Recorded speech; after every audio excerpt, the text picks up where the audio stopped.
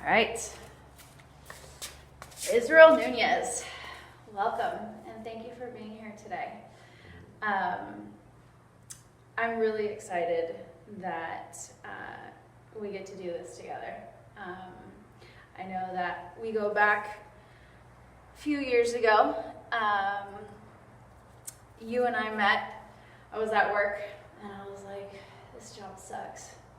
I don't want to do this. Where were you working? I was working at a debt settlement company. I think I remember you talking Yeah, about that. it was, I was in sales, and it was like the crash of the market when it was like slowly starting to come back out, but everybody was dealing with debt and everything. And Oh, yeah. That's right. What uh-huh. was that? That was, what was that? The dot-com No, it recession? was, yeah, well, it was the 2008 recession when the housing. The housing. Okay, that's right. Yeah. Dot-com was before that. Yes. And so I was like, oh, I fucking hate this job.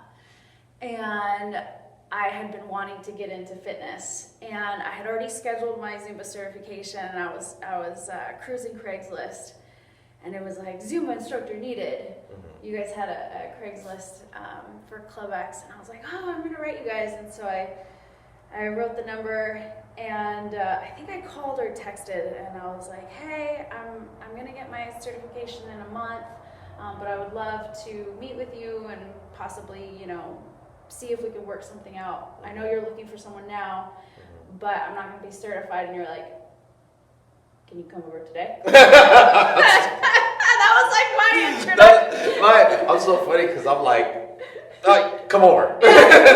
Like right now. I was like, huh, okay. And I think it was either a Tuesday or a Thursday. So I come over and I meet you and Tony, and I see the space, and I was like, yeah, this would be perfect. And I was like, but I don't get certified for another month. And you're like, can you teach a demo class on Saturday? And in my mind, I was like, oh, shit. But out loud, I was like, yeah. So then I crunched, like, in those few days, I taught myself like 14 routines.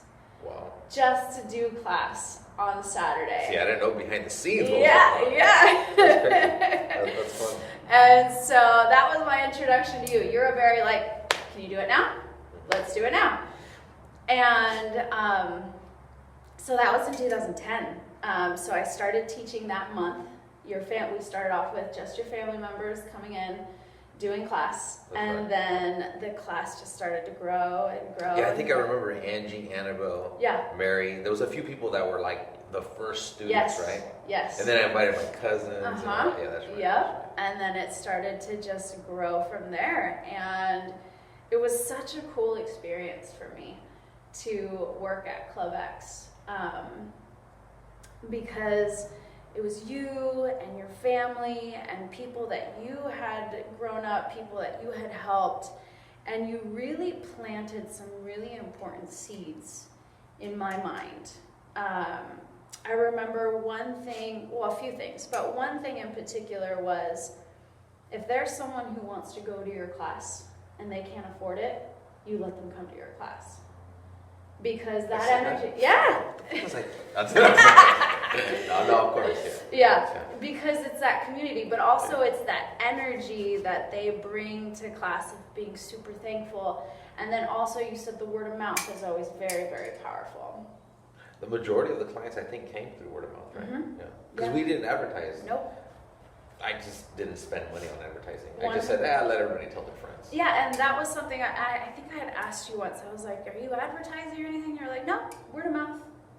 And I discovered that the word of mouth is so powerful because it's that energy. Like, someone's excited. They're like, oh, yeah, you should come to this class. And it's like they transfer that energy to the people that they're telling. And those people come in, like, already pumped because their friend was pumped about it.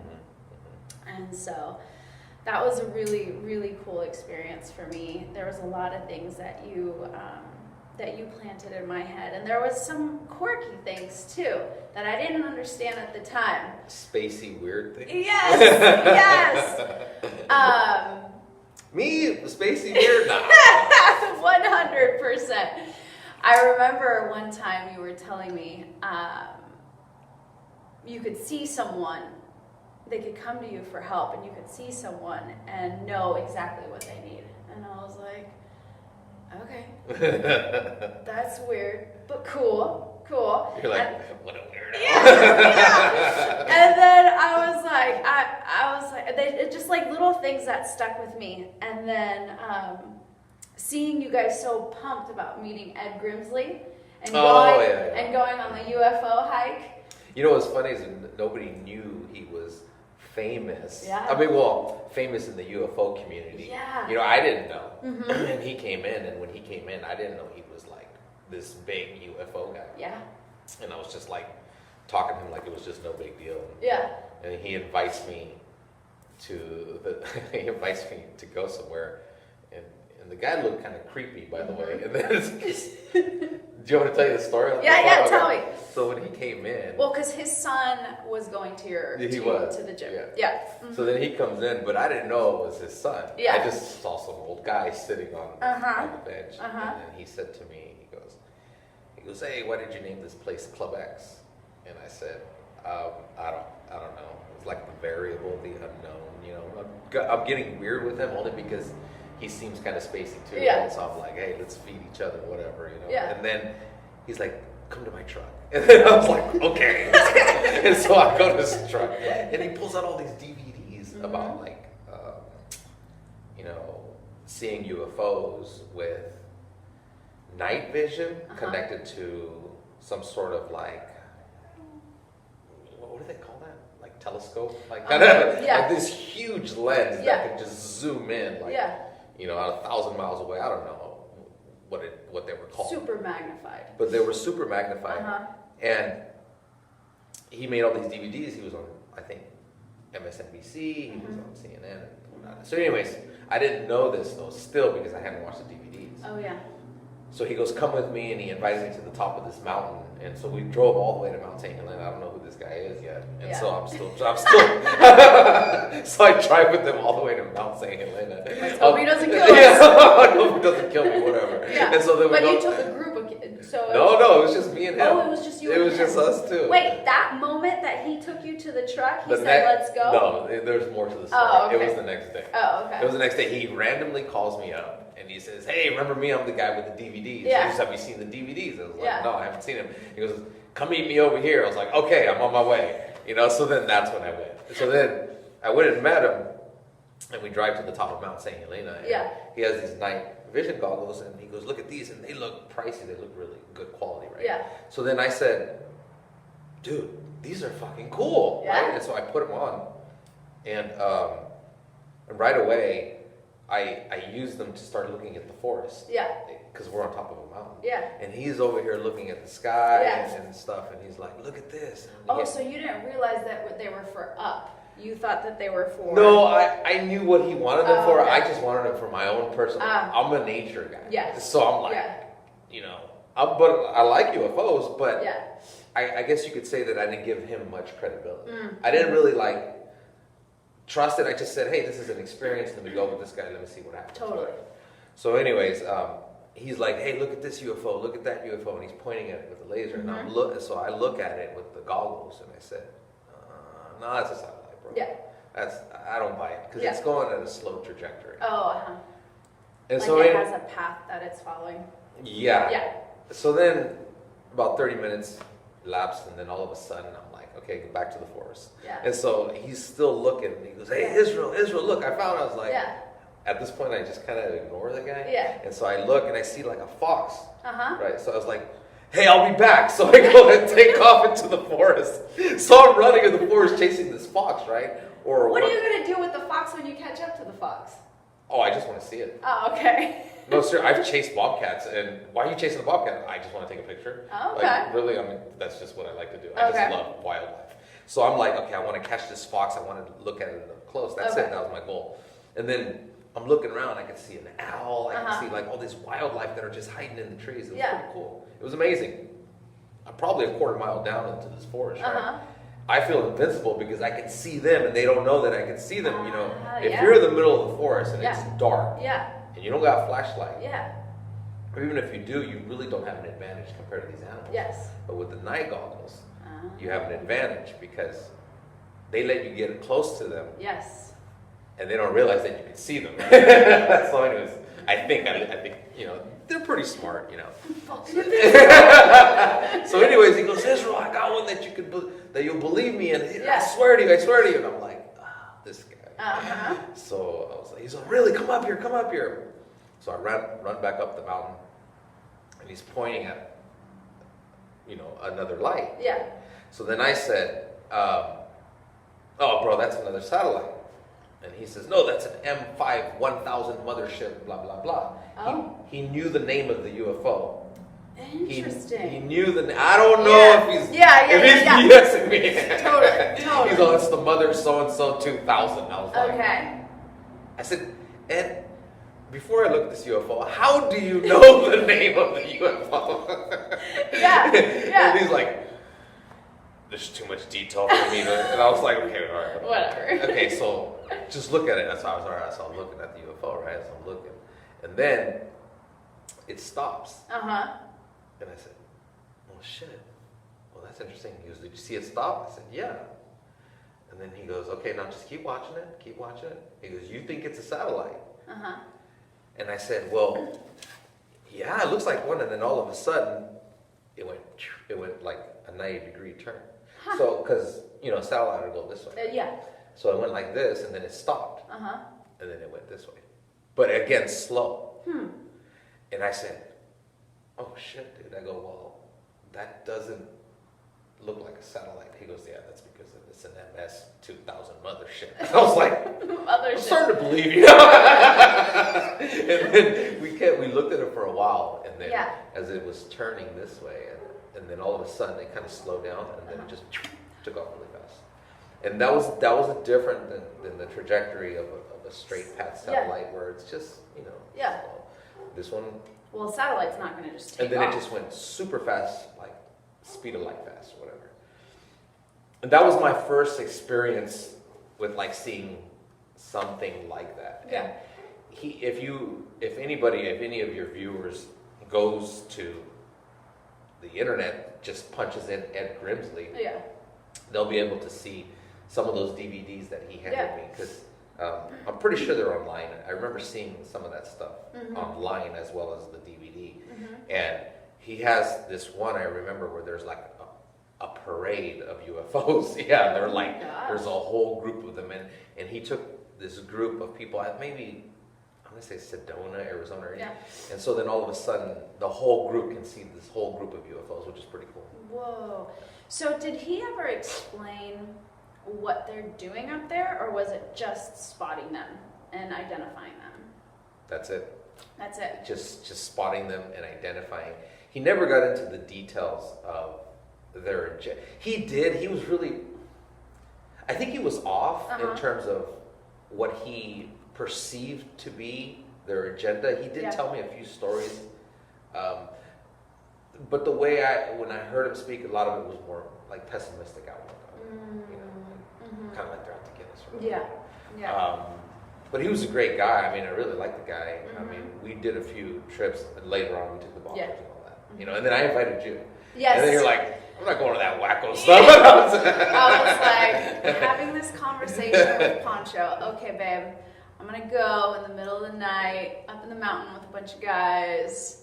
How do you feel about it? I was like, no, next time. It's funny. So I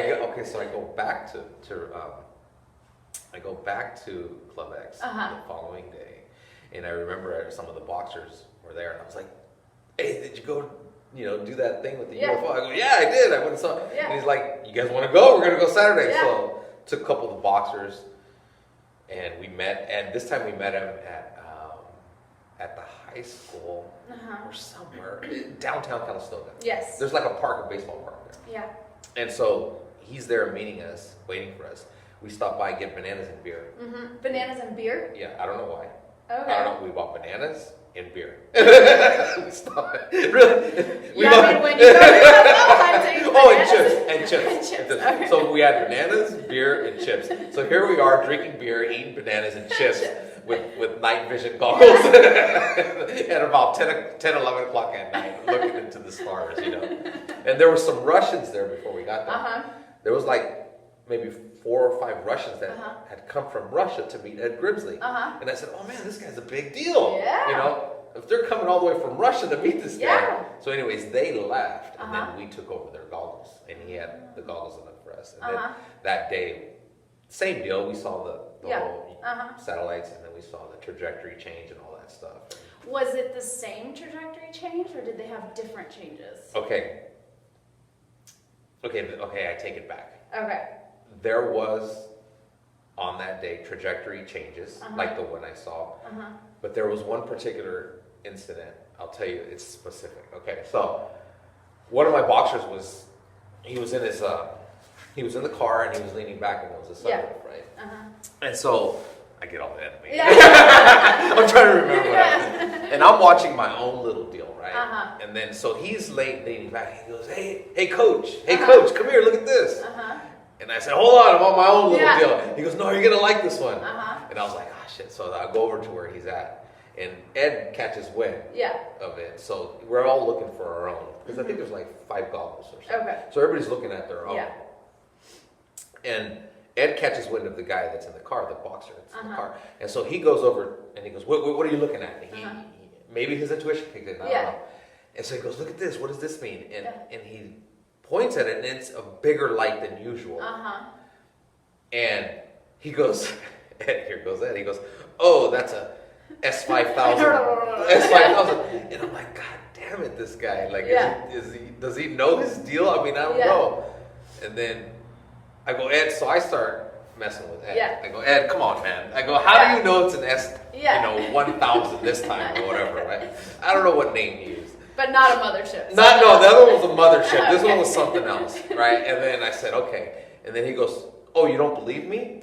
And I said, oh, you prove it to me.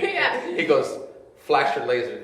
This tripped me out. He goes, flash your laser at the ship. And I said, okay.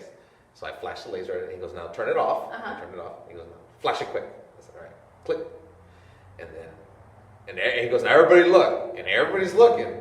And the thing said, so it's bright, right? Yeah. And then it's brighter. And then back to bright. Yeah. I don't know if that makes sense. Yes. Super bright, back to bright. Yeah. Whatever.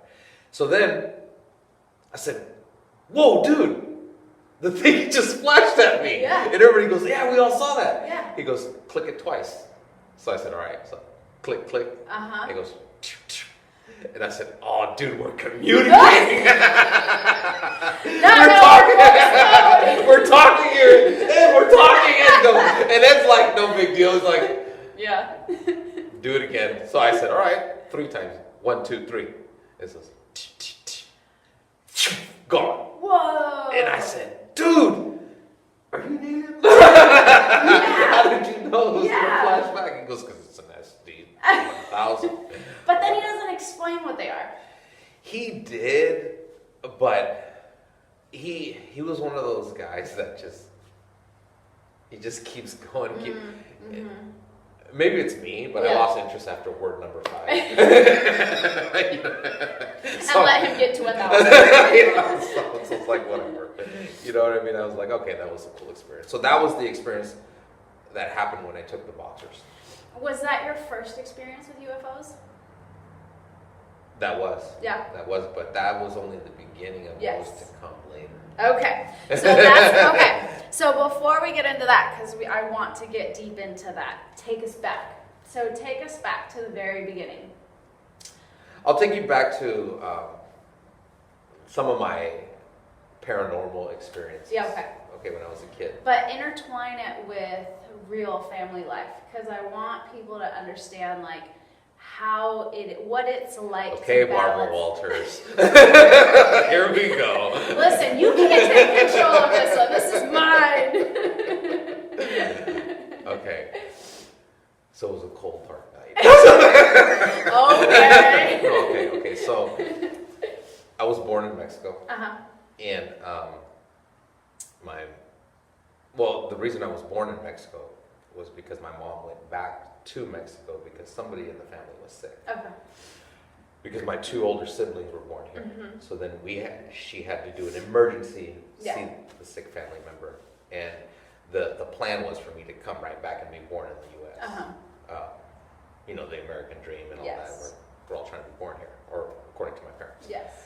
And so, but things happened where they couldn't come back, so it was prolonged. I had to stay in Mexico. I was born in Mexico. Mm-hmm. I was born in a little town called Tubiscatillo. It's in the middle of of the forest on top of this mountain area. Mm-hmm. There's no electricity, no light. Mm-hmm. I mean, now there is, but back then there wasn't. Yes.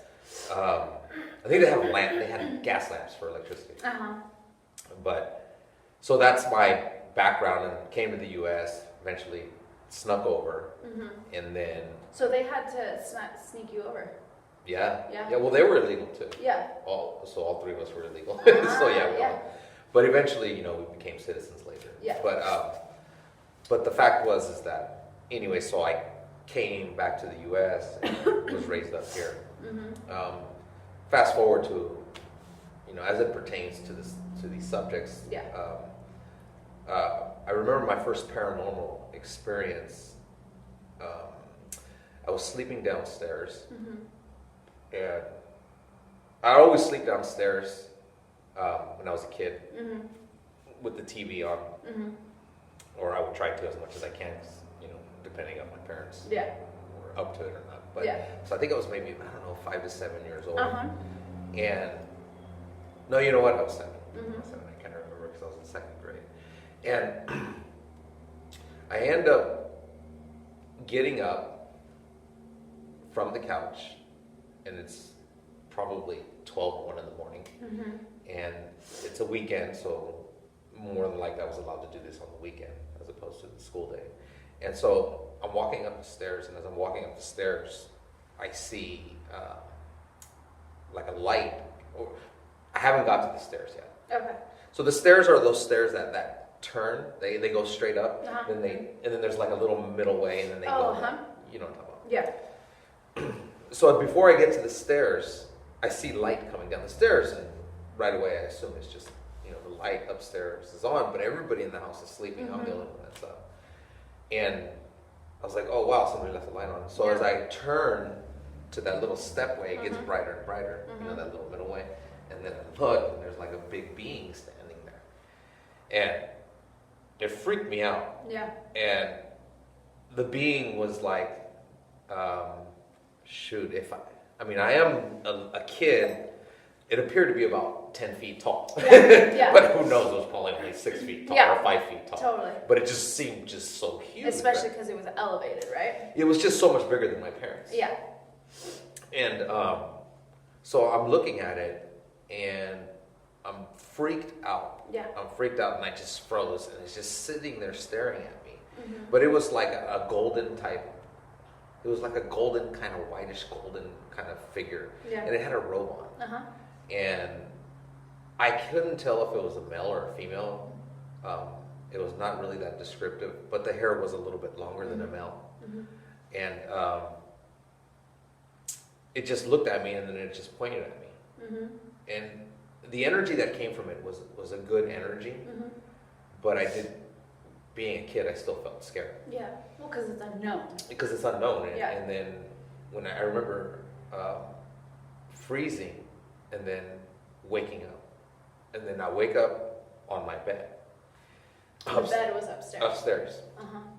So, and then I wake up, and then I was like, whoa, that was a weird dream. That seemed so real, but how did I get here? I was downstairs sleeping. This is what I said as a kid. Mm-hmm. And then right away, I jump off the bed, and I run downstairs. Yeah. And right where I knew, remember I told you I did the path, and I saw the light and all that? Yeah. So I run downstairs, and I see the shoes where they were, where I knew that they were. So I said, was this a dream? Did I experience this? But I knew that when I saw the shoes there, Yeah. okay, I did do this path. Yeah. I did walk this path. So that was my first paranormal experience, or whatever. So there's this saying that when there's loss of time, they could take you, or something happened within that time, especially if you ended up just waking up later. Do you think anything happened between the stairs and getting to bed? It's a I've heard these things before. It's a high possibility. Yeah. I am intuitively, I would probably say yes. I just don't know what it was that happened. I don't remember. Yeah. All I know is that it was communicating with me non-vocally. Yes. It was giving me information, but I was rejecting it. I was rejecting the information because I don't know why, but I was rejecting the information. Well, you were young. You still never had an experience like that. Yeah, but I knew that I was rejecting the information. Oh, you did? Yeah, I knew. I was like, no, I don't want to listen to you. No, I'm not paying attention to you. No, leave me alone. Kind of leave me alone. Leave me alone. Even though I felt a good vibe. Yeah. That was my choice. It was interesting. Interesting. So was there anyone that you could tell that to, or did you keep that to yourself? I kept that to myself. I don't recall telling anybody. Yeah, I kept it to myself for many, many years. I don't remember telling anybody until I got older. Yeah. It's just something that I kept to myself. So before or after that time, did you sense you had any abilities, or was your intuition really high? Did anything happen before or after that instance? I can't say. No, just a rebellious youth. Okay, so take us through that. What was that like? Well, I mean, just your same old teenager, deal. I mean, I was a really aggressive teen. Really aggressive. I mean, I take it back. I was always an aggressive kid. Yeah. I was really an aggressive kid. Just always fighting. Yeah. Always fighting. Now that I look back in terms of my lifestyle, I can pretty much understand that a lot of my actions were reactions to my surroundings. So if I'd feel something, I would react and get. So if somebody was upset with me or something, I would, instead of them, keeping it a secret, I would react to it. Yes, because you could feel it. Oh, you don't like me? Let's get down. Yeah. And so there was a lot of those experiences where I was at school and a kid would say something, even if it was subtle, or if it was like sneaky. I'd be like, we're gonna fight. Obviously I was a little more aggressive than the way I'm displaying. But excuse me. I was a little more animated, Yeah. I am a Gemini. So, but I was sensitive to the people's energies around me. Yes. And I look back now, and as a kid you don't understand, but now that I look back, now that I know what I kind of have, I feel, or I felt them, and I said, well, if you're gonna give me this energy, while we're waiting for our carton of milk here, let's just keep it real. You don't like me, so let's just settle it. And I did a lot of that. Did you get in trouble a lot? Pretty much, yeah. I did. I fought a lot in elementary and junior high, everywhere through my whole life.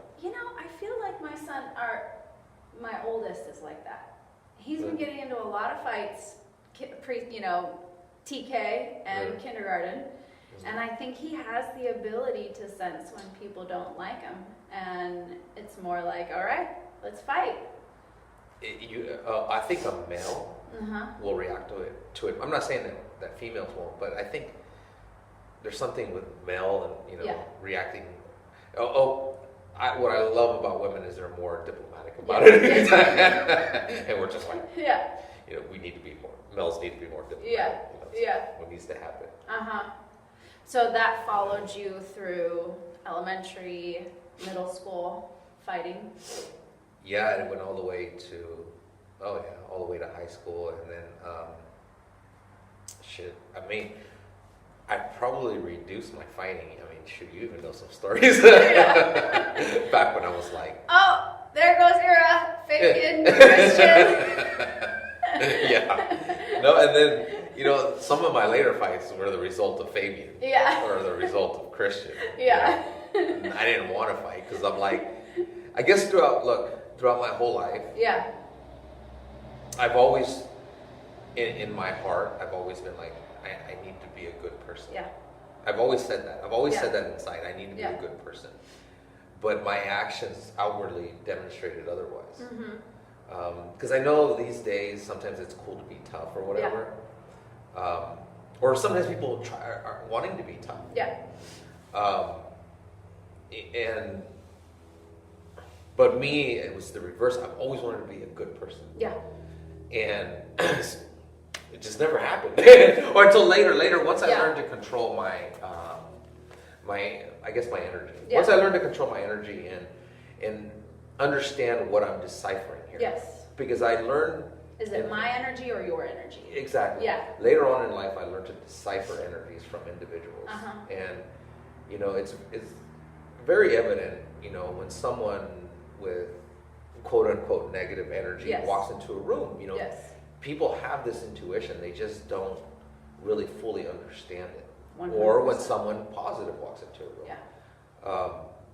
So these are the subtle things that, one can pick up on if they're what people call empaths. Yes. So if you're an empath, you can pick up on these subtle energies, and everybody can do it. Yes. But now we're talking percentages. Yeah. So we're looking at from 1% to 100%. How much of that energy can you pick up on? Yeah. Right. Because you have empaths that pick up on 2%. Meanwhile, there's another empath that picks up on 60%. Yeah. So everybody has this ability, but there are those individuals that have it at a higher percentage, lower percentage, and then there's those individuals that don't even know they have it. Yeah. So. I think it's very interesting looking back at how much you used to fight and your empathic abilities, and literally just picking up on people's other people's energies and then reacting to it. Because I feel the same way. Like, I'll be sitting there and all of a sudden, I'll be around certain people and then I just feel like angry and pissed, and I'm like, where is this coming from? Like, why am I feeling this way? And I've had to really learn to decipher what are my true feelings and what are the feelings that I'm picking up in the room. Figuring out what's real. What's mine, what's theirs. Yeah. And that mantra. What's real in terms of what's real for you. 100%. Yeah. So I've had to really hone in on the mantra, what's mine is mine, what's yours is yours. And to really be able to distinguish what is my energy, what is their energy. Am I taking it on? I shouldn't take it on. Leave it to them to be in. It's hard. That's hard to do. It's hard. It's really hard because now keep in mind though, and this is something that a lot of spiritualists are not fully aware of in these times, and you hear people talking about empath abilities and people's energies and so forth, but many times within our life, or the majority of times, what we see before us is, number one, an extension of our own creation. Yeah. Right. And when you see this individual that's rubbing off this bad energy or the way you perceive it, it is a sign for you and or a test for you. So what am I learning here? Is what people should demonstrate in that instant of seeing an individual that they may find irritating. Yeah. So if you run into this person that's irritating, and these days it gets so extreme because it's like, I'm shutting out all negativity from my life, so then they bounce or whatever. And then it gets to the point where it gets so bad that people just move cities. Yeah. I'm just leaving all these negative people and I'm going into my own world. Instead of taking the lesson that they're supposed to be learning from. Well, what's going to happen is if you leave, for instance, Sonoma County, and you're like, well, I'm moving into a better energetic frequency or energetic positive energy. I'm going to Southern California. Yeah. There's this whole new circle of people. Mm-hmm. The universe doesn't care about miles and distances. Mm-hmm. The universe will give you the exact same thing. Yeah. It doesn't matter where you go. Yeah. Because it is a reflection of your own personal struggles. Mm-hmm. So if these individuals are coming next to you, not all the time, but the majority of time, if you have like this energy coming your way, look at it. Mm-hmm. So let's use one person as an example. You keep running into this individual. Look at that person, and you're like, oh my God, this person's such a jerk, right? Or I don't like this person, right? Yeah. Look at that person. Number one, send that person love. Mm-hmm. And then look and observe at that person. Because this person that's irritating you is giving you a lesson, Mm-hmm. but it is not quite clear to your own perception at the moment. Mm-hmm.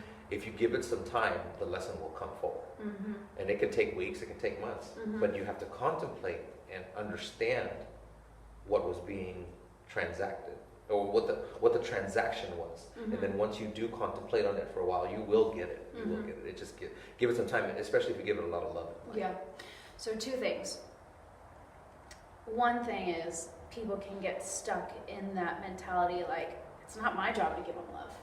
It's not my job to do that. Mm-hmm. What do you think about that? Is it our job to send love to everyone that we come across? Well, And the ones that we are put off by? I'm going to say that it's your choice. Mm-hmm. So it's not that quite clear, cut and Mm-hmm. dry. It is the way you're saying job. What I'm hearing is, should I do that? Mm. Okay. So should I do this all the time? Mm-hmm. And the answer is, it's a little more complex. Mm-hmm. Well, not too much. It's up to you. Mm-hmm. So should you do it? I don't know. Mm-hmm. It's up to you. Mm-hmm. Now, ask me if I should do that. I can't say that I do it all the time. Yeah. But let's go back to percentages. Mm-hmm. Okay. At what percentage are you going to do that? Mm-hmm. So we're navigating through this world. Mm-hmm. You see irritating people, Mm-hmm. and then all of a sudden you see the good vibe people. Mm-hmm. And you're like, hey, and you like Yeah. to talk to the good vibe people. Yeah. Okay. And then you see the irritating people, you're like, Yeah. you know, Yeah. because that's the common human behavior. Yeah. The frequency many times of individuals that are below you, Mm-hmm. because they haven't learned certain life lessons in life. Mm-hmm. And when you learn certain life lessons, your frequency rises. Yeah. Does that make sense? 100%. Okay. So if your frequency rises, your aura changes. Yeah. And a lot of this is brought about by the thought process Mm-hmm. and what decision you're going to make. Mm-hmm. So if you go around giving love to individuals at a high percentage, Mm-hmm.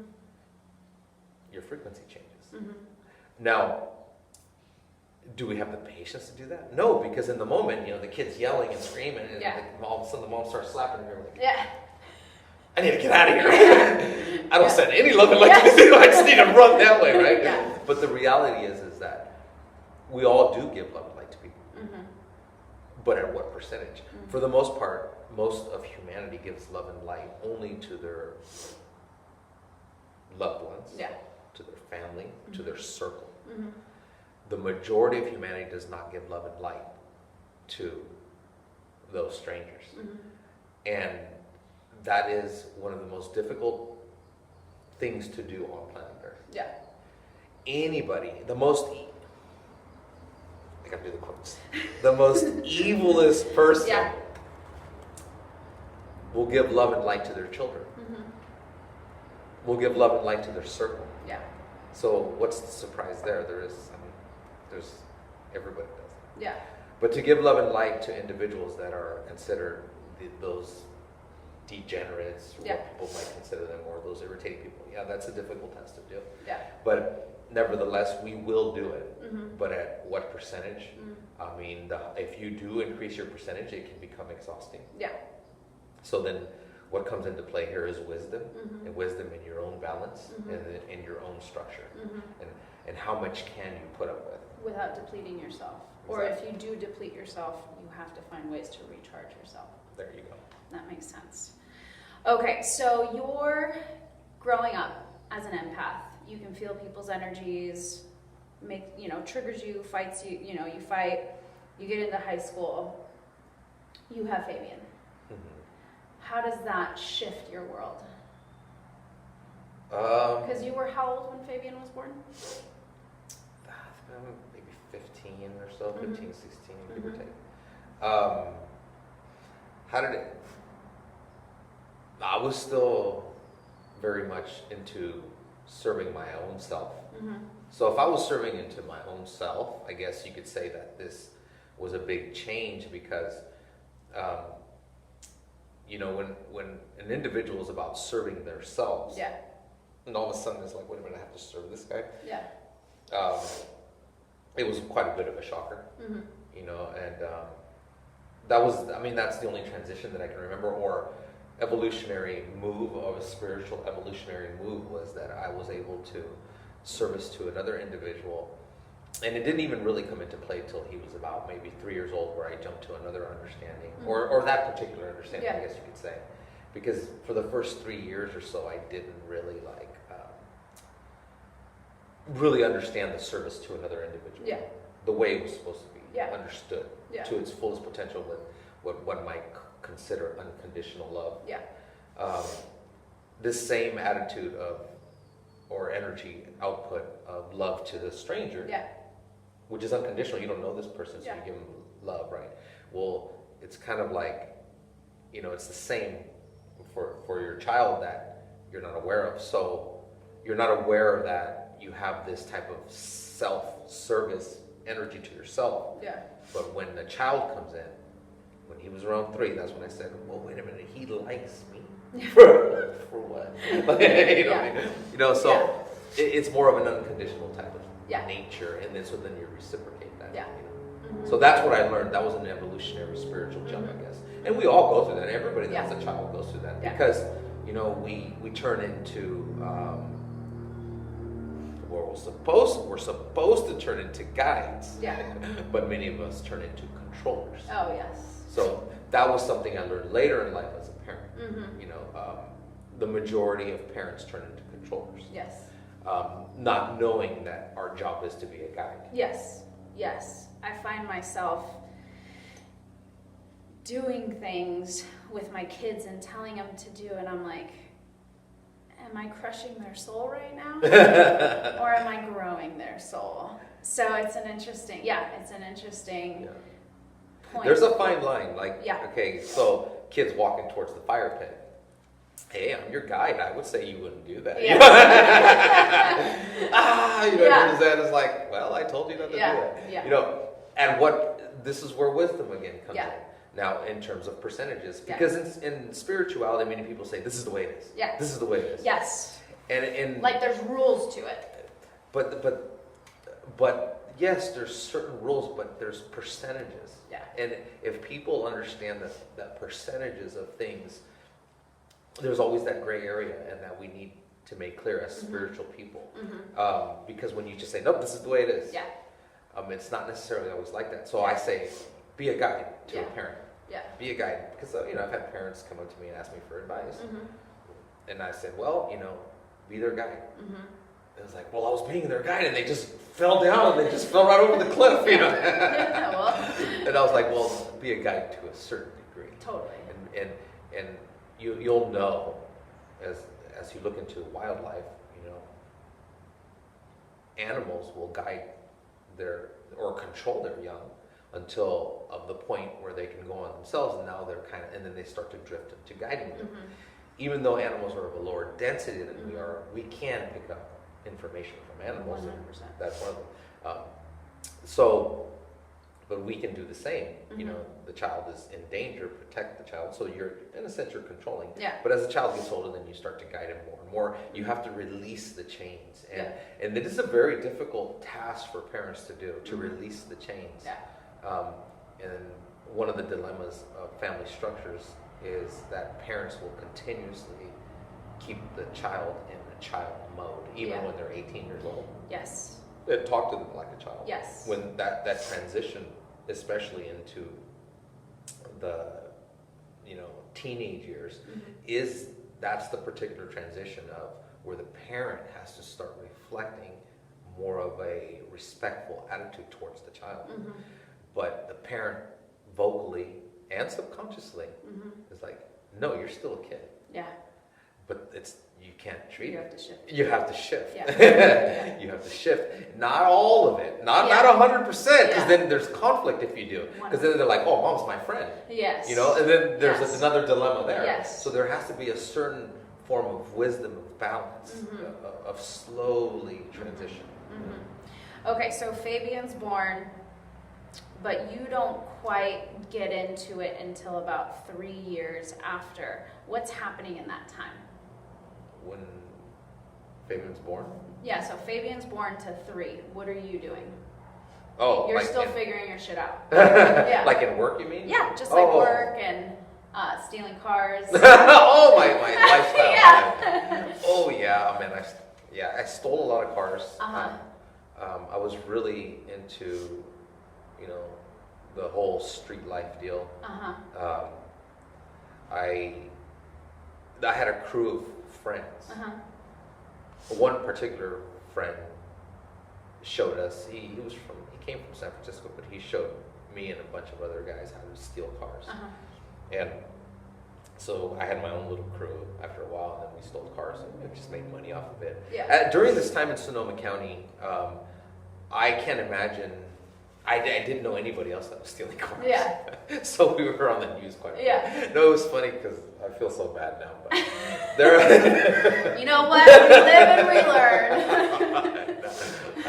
But I remember reading articles. I was about 17 years old. I remember reading articles, and they're like, Sonoma County Grand Theft Autos have risen. And I'm just like, that can't be us. I'd ask around, and it was like, hey, have you ever stolen a car before? Like everybody's doing math. Was this when my car was stolen? Oh my God, we stole so many cars. It was just crazy. Oh, I mean, it was over 50, 60, maybe 70 cars. Yeah. And for Sonoma County or Santa Rosa area, that's a lot. It is a lot, because when one car was stolen, when I was about 14 years old, it was on the news. Yeah. The car got stolen. And here we are now at 16, 17. We're stealing 60 cars. Yeah. And then here we are clocking it. This is before the movie 60 Seconds. Oh, man. Remember that movie 60 Seconds? Yes. Okay, we were doing that. We were clocking it, but we didn't get to 60 seconds. No. What did you guys get to? Our record was like 2.5 minutes. Oh, that's still good. Which is still a pretty good time. Yeah. So, I mean, we So you guys had a system. The majority of vehicles would take about 10 minutes. Yeah. But then we started getting cocky. And we're like, hey, let's go faster. Let's go faster. Let's go faster. Let's somebody clock it. Somebody clock it. And so then when the movie came out, we were like, hey, this movie's fun. It was like, they can't do 60. No, I'm sure somebody could do 60 seconds. Yeah. But we could. Yeah. So anyways, I did a lot of that. And for financial gain. Totally. We sold the parts or whatever. But that was just part of it, because the other part of it was that we wanted to be cool with the new car. Yeah. And we would drive around town, and we would literally pick up girls in our stolen car. Yeah. And, here we are like, hey, this is our car. And then they're like, oh, really? And they jump in, or whatever. But, yeah. So one of it was to look cool, the other two to make money. And, teenagers were just doing stupid things. Totally. Did your intuition ever play on staying out of trouble? No. No. No, not at all. Nor guilt. Yeah. I felt no guilt on anything that I did. I take it back. Growing up, as well as stealing cars, like I said, I fought all the time. And I remember, let's say I beat up somebody and they're on the floor. That's the only time that I would pull back. So it's like, okay, I won. You're on the floor. And, I had some friends that, like, let's finish it. And I'm like, but he's on the floor. But he's sleeping. Yeah. Why are we what do you mean finish him? Yeah. What else is there to do? He's finished. No, and there were times where my friends would just try to stomp on their head, and I would stop them. Yeah. No. Yeah. And then every once in a while, a friend would boom, give him a kick or whatever, and I'm just like, dude, and that's when I would feel guilt. But feeling guilt to drop them, unfortunately, no. Yeah. But to me, I guess I consider that was like my victory. Yeah. Or whatever. Mm-hmm. But so I did. Well, because you shut off the emotions that they were sending at you. Maybe so. Yeah, you're like, it's done. Like, stop. It's stop. over. It's done. Game over. Yeah. There was no need to continue. Yeah. You know, whereas, you know, some people felt there was a need to continue. I mean, I can't tell you how many times. Yeah. Where I had to stop people. Yeah. Even if it was my fight. Yeah. You know, my friend would be like, let me finish him. Yeah. Like, no. Okay. Yeah. No. Get out of here. He's done. He's not sending me those vibes Yeah, it's done. It's over. Relax. Yeah. You know what I mean? So that's interesting perspective. Yeah. That what you just mentioned. It just dawned on me, like, you know, they're sending you these vibes and you're like, fuck your vibes, you know, I'm going to fight you. And then it's a way to turn those off, you know, that are directed towards you. Yeah. Okay, so you're stealing cars. What makes you stop? Probably Fabian. Yeah. The birth of Fabian. Or as Fabian is growing, because you have a kid and then all of a sudden you say, do I want him to steal? I don't know why this is popping into my head. Yeah. Do I want him to steal cars? Do I want him to fight? Do I want him to do all these things? Yeah. No. So then the moral aspect of your personality starts to come out, right? Because remember, it's all about me. 100%. It's all about me. Yeah. And then that was being transferred. Yeah. So, you know, to what is considered the goodness of the universe, or the essence of love, and the source is what I call it, the source or the creator, it starts to kick in. And so maybe that's what made me stop, I think. I would pretty much say. So then you start working at Safeway as security? Okay, fast forward, yes. I'm working at... Or did I just bypass a whole bunch? No, you're good. Okay. You know me, I don't... The last thing I want to talk about... You know I don't want to talk about myself.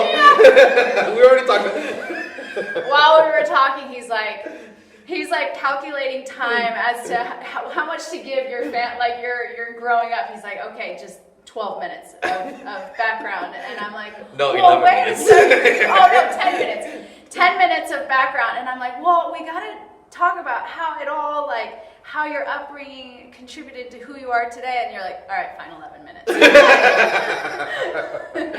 I'm all calculating. I know, right? Okay, so you've managed to find a way to talk about the paranormal mixed in between. We have to. We have to, because there's so many people with similar backgrounds. That's the thing. Like, there has, you know, people are going to watch this and they'll be like, I resonate with this. Like, that, it's going to answer a lot of questions for other people, because we have to be able to. So this is my thing.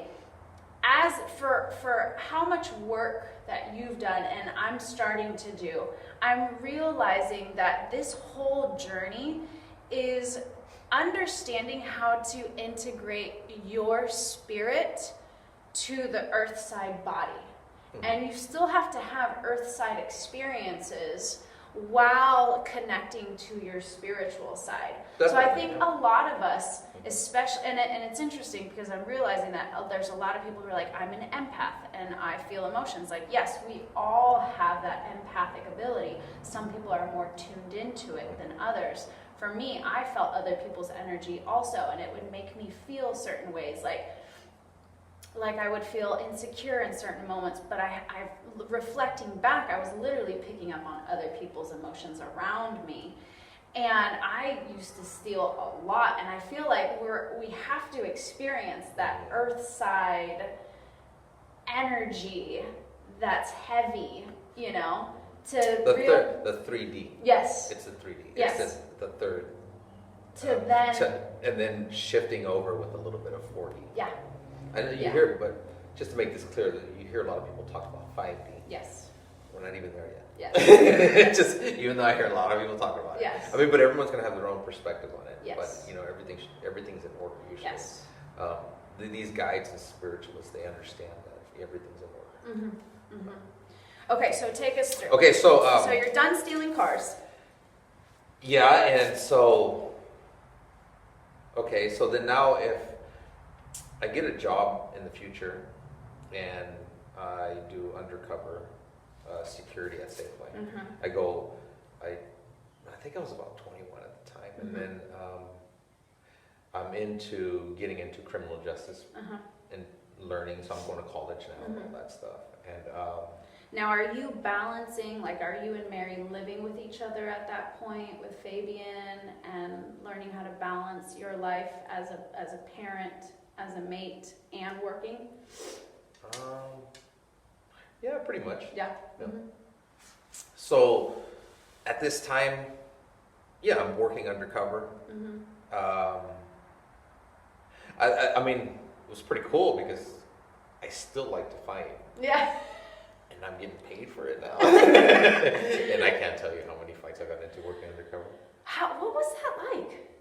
Like, how do you, because nowadays, like, they're not allowed to touch anybody. Oh, back then you could. Were you the one that caused the rule about not touching, touching? No, I wouldn't doubt it. Yeah. I mean, no contact. I ended up working at juvenile hall, and they changed the rules because of me too. Yeah. Yeah, and they told me they changed it because of me. Interesting. But that's another story. Yeah. So, we're into that. Because I was working at Safeway, and then I would stop somebody, and then they would say, "Well, I'm not going in." Yeah. And we had the right to apprehend them, cuff them up, and bring them in. And there was a lot of that. And so, but what would happen was that the normal procedure, if somebody resists, this is what all my other undercover colleagues would say, if it's dangerous, you got to go home at the end of the day. I go, bro, this ain't fucking Compton, relax. You know, they have that, you hear cops talking about this in Santa Rosa, I'm going home at the end of the day. And I'm just like, I've never even heard of a cop dying in Santa Rosa. What are you talking about? Like, so I was just like, not only that, I'm just like, I don't care, I like danger. Your perception of danger is very different than others. Yes, I don't really, I mean, we're in this planet, I'm just like, hey, they say keep it safe, and I'm like, what? Bro, you're boring. I am not keeping it safe. I am keeping it 100% dangerous. And that's just my philosophy for my whole life. On the other hand, it is a little reckless. I've had a reckless life. And not to sound like kind of weird, but I've never cared to live or die. But what I did care about is to explore and to always seek out new adventures, whether it was dangerous or not. On the other hand, if it is to the point where I'm going to die, and I can tell you there was many times in these street fighting situations where I was like, I'm going to die if I take that path. So you asked me earlier what kicked in, and we had talked about this before, I just forgot to mention it. That's where my intuition would kick in, and it was very good. And there were times where someone did die, and I wasn't there because I made a different choice. So my intuition would kick in. So would I take danger to its maximum point before death? Before that. Yes, I would. So ultimately, even though I say I don't care to die, I'm like, well, maybe I can live another year. Maybe next year I'll die. Maybe next year I'll die. It's not time. And then I get to, okay, another year. So, but nevertheless, I do get pretty extreme in that sense of walking into danger. Just because, I don't know, I just like it.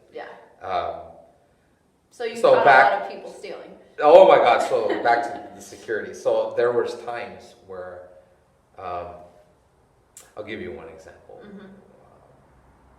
There was this guy that I caught, my partner was there, and I don't know, he stole aspirin or something, and I took him up to the office, and he had a backpack, and I said, hey, sit down. He didn't resist or anything, and I said, hey, sit down, and he sat down. I said, hey, we stopped you because of the aspirin. It's not a big deal. I go, if you cooperate, we won't call the cops, because we had the discretion to call or not call the cops. My choice was to always not call the cops.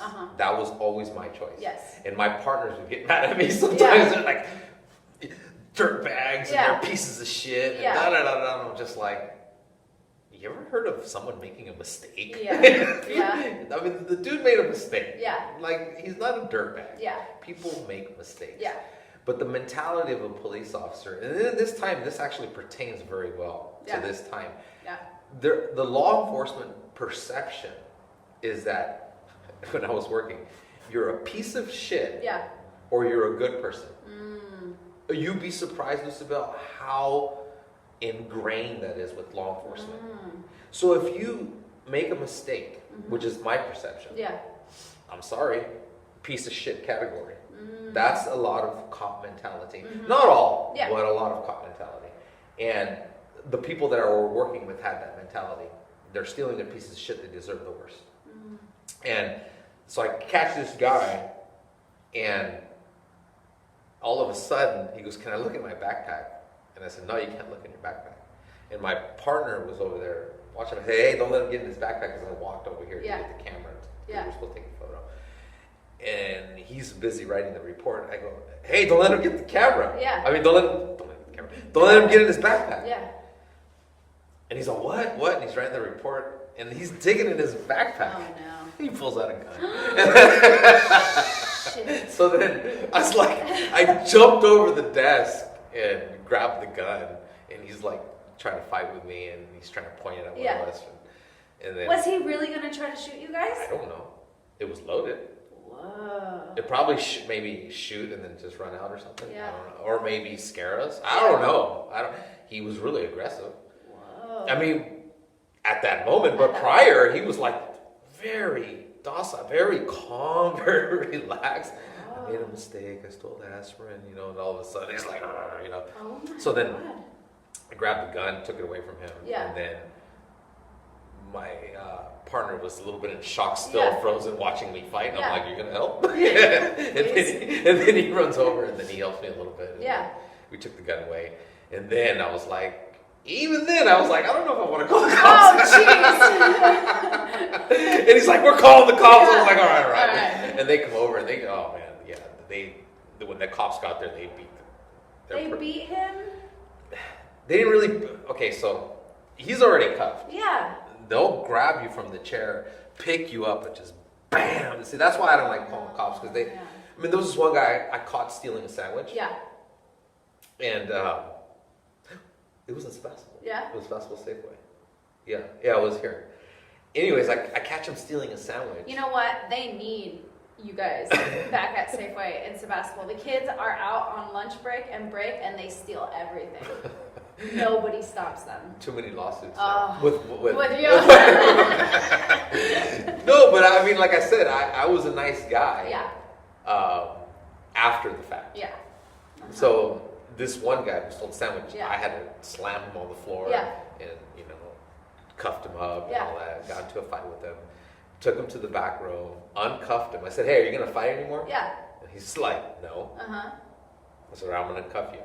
And so I uncuffed him. And I go, "If you fight, it's going to happen what happened outside. I'm going to slam you again." Yeah. And he's like, "Oh, no, I'm good. I'm just hungry." Yeah. So I said, "All right." I go, "I'm going to buy the sandwich for you." So I went, I told my partner, I bought the sandwich from him. And then he's eating, he's like, "You're going to buy it for me?" And I was like, "Yeah." I go, "Go ahead, eat it." I go, "But I still have to write you up." Yeah. And while he's eating the sandwich, my partner calls the cops. Oh, jeez. And I was like, and I didn't know this. Yeah. Because we would switch partners. And I would always tell my partners, "Hey, when you're with me, you're not going to call the cops. Yeah. We're going to just do in work." Yeah. So then he's eating the sandwich, and then I even went and got him a drink. And then he goes, so I'm like, "Hey, we got to write you up, bro. You're ascending love."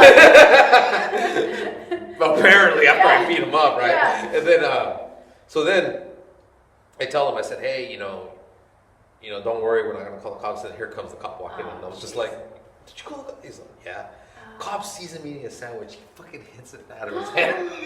Oh, jeez. Knocks the drink off, picks him up by his hair, slams him on the floor, and I'm just like, oh my. And I looked at my partner. "Do you see why I didn't want you to call the cops?" I mean, the guy was already compliant, Oh. But they can get ruthless. Did you notice that they got rougher with people of color, or just anyone? Anyone. From my experience. Yeah. In my experience, not to say that. Yeah. Obviously, Yeah. You know, African Americans are more targeted. I mean, I mean, that's all being demonstrated now. Yeah. But on these particular situations, you know, the cops that I would deal with, maybe because they saw that I was, I don't know, Mexican, then maybe they have a different, because they're like, oh, you're on our side. So maybe that's why I saw a different perspective. Maybe, I don't know. Okay, so you're doing security, and then you move to, there was something else before unemployment, right? No. No, okay, so unemployment, then you start to study criminal justice. So I continue my studies at school. I end up getting a degree. I graduate with a criminal justice. I get a correction certificate, and then a criminal justice degree, an AS degree, or a criminal justice certificate, and then an AS degree is all connected. Yeah. So 2 certificates with the AS degree, and then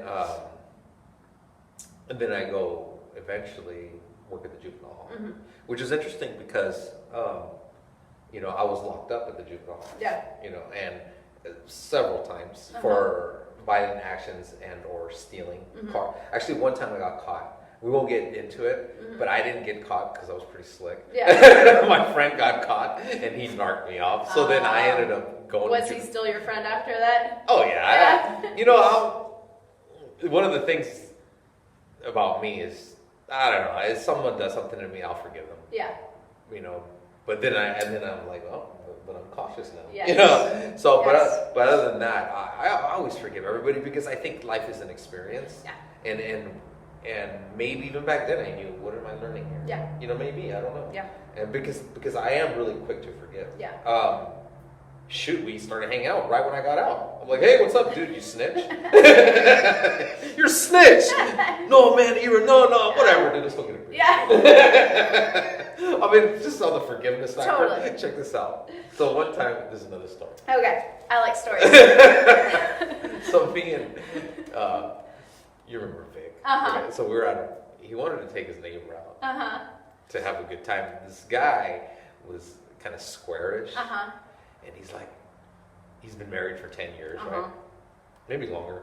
And he never sees any excitement. He never goes out, never does anything. He's just the father. Yeah. And he just, I hate to say this, but he's sick and tired of it. Or he's sick and tired of living the boring life. Yes. I mean, maybe not sick and tired of fatherhood, but the boring life. Yes. Because he made that clear. Yeah. So he says, I want to go out with you and that other guy because he knew me. And he goes, because you guys are like, you know, you guys get into stuff. So anyways, all right, bring him along. Oh, and then so we go out and lo and behold, there's this limo that pulls up to this club in Santa Rosa. This limo pulls up. And there's a group of people in the limo. Yeah. And they tell me as I'm walking by. Yeah. Hey, what's up? Hey, what's up? Because I know one of them. Yeah. They're like, come in here, come in the limo. Right? And I'm just like, oh, I'm with my friends. Can they come too? Oh, I bet the just lights up, huh? And they're like, whatever, man, come in the limo. So I was like, all right. So I start walking towards the limo. The bouncer says, hey, get away from the limo. Right? Okay. And I'm like, of the club. Yeah. And I'm like, no, I know these guys. Yeah. And then they're like, yeah, come in. And he goes, no, because his judgment was they're drunk. So I'm going to keep you drunk people away. I wasn't even really that drunk. Yeah. I guess maybe I was a little, but not a lot. And so he puts his arm out to stop me. And then I said, hey, bro, get your hand off me. Yeah. I go, I know these people. Get your hand off me. And he goes, no, and he grabs my shirt. Oh, jeez. And so I said, all right, we're fighting. I said, limo people. I don't remember who the little people were, but they were my friends, right? Yeah. I go, we're going to fight. And then he goes, what? You're going to fight me? And you know, he's much bigger than me. Yeah. Because he's a bouncer. Yeah. And then I go, oh, yeah, we're going to fight. Yeah. And then he goes, all right, then let's go. I said, all right, let's go. Yeah. And so then I get in my stance, right, my boxing stance. And then he goes, come on then, come on. So I go, all right. Boom. And I hit him. And I hit him so hard that, what do you think happened? I fell. Yeah. So I fall back. No, I sound like a goofball, right? Yeah. But there's a reason why I fell. So you know those metal plates on the ground? Yeah. On the sidewalk? Yeah. okay, it was kind of wet. So when I hit on my foot. Yeah. And now I look like a jackass. Right? So I'm on the ground. And then the two guys that I'm with, Victor and the guy that's like, already he's having a blast. Right? he's you can see, I'm laying on the floor and I see, right away I thought, is he having fun? Yeah. And I look at his, and Victor is worried. Victor's like, my boy's in trouble. Yeah. Like, I'm not going to jump in. Because I tell Vic, don't jump in. It's just me. He knows the rules. And so Vic is like wondering if he should jump in, right? And meanwhile, the other friend is like just so happy that there's a fight already taking place. So then the guy grabs my leg. He's like, usually I'm breaking up So the guy grabs my leg. He pulls me into a corridor. The bouncer. Yeah, the bouncer. He grabs my leg and he's pulling me. And Victor's like, you need my help with this? No, I got this. I got this. And I'm being dragged like with my foot. And he goes, are you sure? I said, no, I got this. I got this. Wait till he lets me get up. I'm like, he's going to let me get up. He's going to let me up. Because he's a little bit bigger. Yeah. So I know he's not going to jump on me. Yeah. Or at least that probably would have been his best move. Yeah. But I just knew he wasn't. Yeah. He pulls me over into this corridor where we're kind of boxed in. And I said, oh man, this is this is where I arranged the frame. Like he's done it before? Maybe, but he doesn't realize this is me and my brother, Chris, fought so many times in close quarters. Yeah. This is my deal. Yeah. Dude, I'm at the advantage here. Yeah. So he pulls me in. Didn't Christian used to fight like that? Like he fought the best when he was up against the rope? Yeah. Yeah, he was good at that. Yeah. Because he did a lot of that fighting too. Yeah. So then, this is what happens when you fight indoors. Yes. Right? So he pulls me into this little corridor and we're locked in. And I scoop myself back up and he starts swinging blows and he swung maybe 2 punches and I threw about 40. And the dude is just, maybe not 40, I'm exaggerating. Yeah. Maybe 20. But it felt like 40. So anyways, he's debilitated. He's just, he's done. Yeah. And he sticks his hand in his pocket. As his nose is bleeding, his mouth's bleeding, and I'm just like firing punches. And it's over with, right? And right when it's over with, he sticks his hand in his pocket. His hand's in his pocket like this, and he's still holding onto my shirt, taking hits, right? Taking hits. And his hand's in his pocket. And then Victor goes, hey! And he grabs his hand. And I'm looking, hey! I said, stay out of it. I go, I told you I got this. He goes, no, you're. Look at his hand, And he pulls his hand against a knife. Fuck. So I was like, damn, my intuition didn't work. Yeah. Hey, whatever. So then, he grabs his hand, and I said, hey, you're going to stab me? Yeah. And then he goes, well, yeah. And I was like, but bro, you're a bouncer. And he goes, I don't even have a problem with you. Why are we even fighting? Yeah. He tells me. And I was like, well, because you stopped me from going in the limo. Yeah. I go, I don't know. You're the one that had a problem with me. Yeah. I go, you don't have a problem with me? He goes, no, I don't have a problem with you. I go, well, I don't have a problem with you. Oh, and then he goes, well, then why are we fighting? I go, dude, let me buy you a beer. Literally right at that moment. I was like, let me buy you this. So, to the point of the whole story, yeah, I'm very forgiving. And I went, and we are walking. Thanks for bringing us back, because I was totally that was the point of the whole story. So here we are walking, and walking, and I have my arm around him. Yeah. Are you sure you don't want a beer? No, I'm good. His nose is bleeding. Yeah. I'm fine. There's nothing wrong with me. Like, this fucker was going to stab you. But he was going to stab me, yeah. So anyways, and meanwhile, the guy, the square, he was like, where are we going next? So we leave. He goes, where are we going next? I was like, no, dude, I'm not here for your entertainment. I'm going home. Yeah. So whatever. But he had a blast. Oh, good. So that was it. So then I end up doing security and doing a lot of those. You're working at juvie too. Then I ended up working at juvenile hall. Mm-hmm. Working with the kids. What was that like? Man, you know what I liked about it? Was helping the kids out. Yeah. I did help the kids out a lot. In terms of counseling, if you work in that position, you're always counseling the kids. You're always counseling, and they're always looking to you for advice. They kind of see you as a second father or / big brother. Yeah. Which was interesting, like I said, because I was locked up there a few times. So then, I don't know any of the staff that were locked up that were working there. Everybody that I because you're curious. You always feel out of place, especially if you. I mean, I had trauma. Yeah. I'm like, why am I working here? I was locked up here. I still have trauma being stuck in my room and wanting to get out. Yeah. And then so I would interview other staff subtly, like, hey, what's your background? It's like, oh yeah, I went to Caltech or whatever. Oh, I went to Sonoma State. Or I'm just like, everybody had this, again, the square life. Yeah. Oh, I was a good old boy. And I was just like, oh my God, I'm the only troublemaker here. I feel so awkward. Yeah. So it was cool because I was able to relate with them. Yeah. And so when the kid would knock on the door and then they would be like, dude, I'm sad, I'm depressed, or whatever, and I'm just like, I know what you're going through. Yeah. Yeah. Whereas the other guys, oh man, some of the guys were just like, shut up, and they close the door. Shut up and turn off your light, or shut up, no more whatever radio privileges, or no more this, or no more that. And I'm just like, well, it goes back to your example of law enforcement. You're either a piece of shit or you're a good person. Some of them had that mentality. Yeah. They thought that the kids have more leeway with this perception. But yeah, it's still there. Yeah. It's still there. When you're an adult, oh my God, it's hard to get out of that perception. So the staff did have that perception, but they would have, because I would talk to them and they would have a little more leeway because they knew that there were kids still apt to change or whatnot. Totally. So then you continue your studying at Sonoma State to start subbing and teaching. When does your spiritual work really start? Let me see.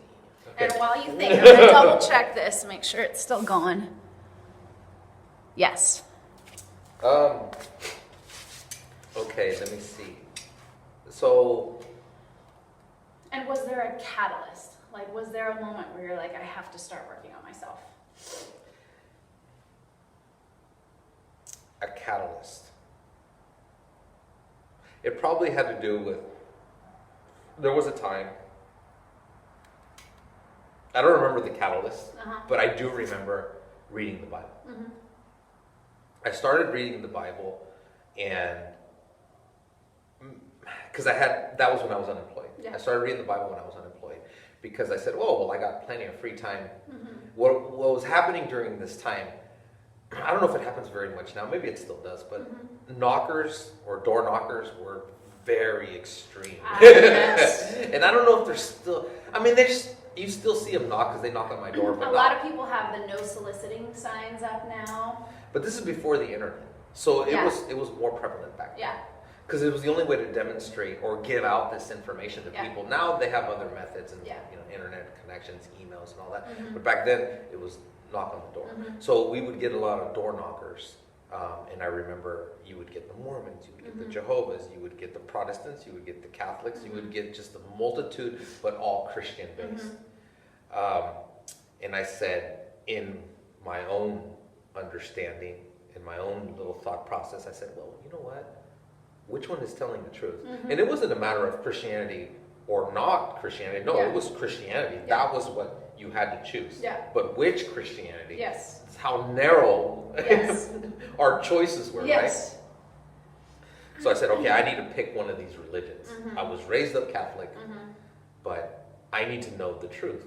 And I remember reading the Bible, and after like week 1, my mom was like, what are you doing reading the Bible? Ay, Dios mío. Back then, it's different now. Yeah. Back then, the Catholic Church was very adamant to not read the Bible. Really? Back then.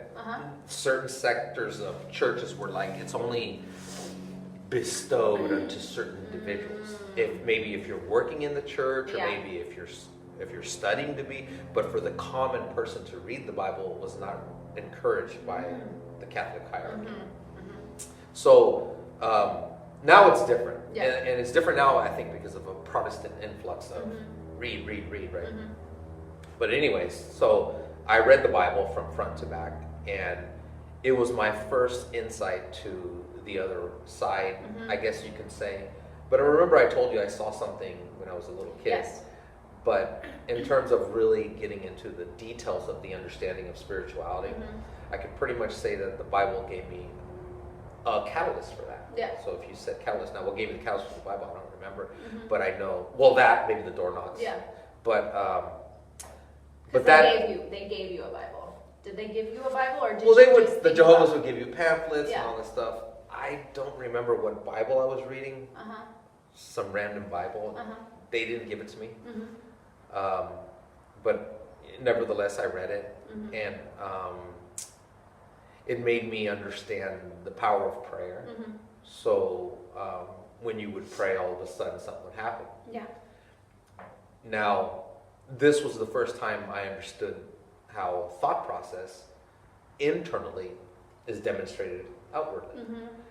And it was very... Thoughts become matter. Yeah, you know, and so later on it's law of attraction, right? So then I said, wow, this is interesting. This is an amazing, like, revelation here. Like, so I kept reading and reading the Bible. What would come to be for about maybe 14 years. Wow.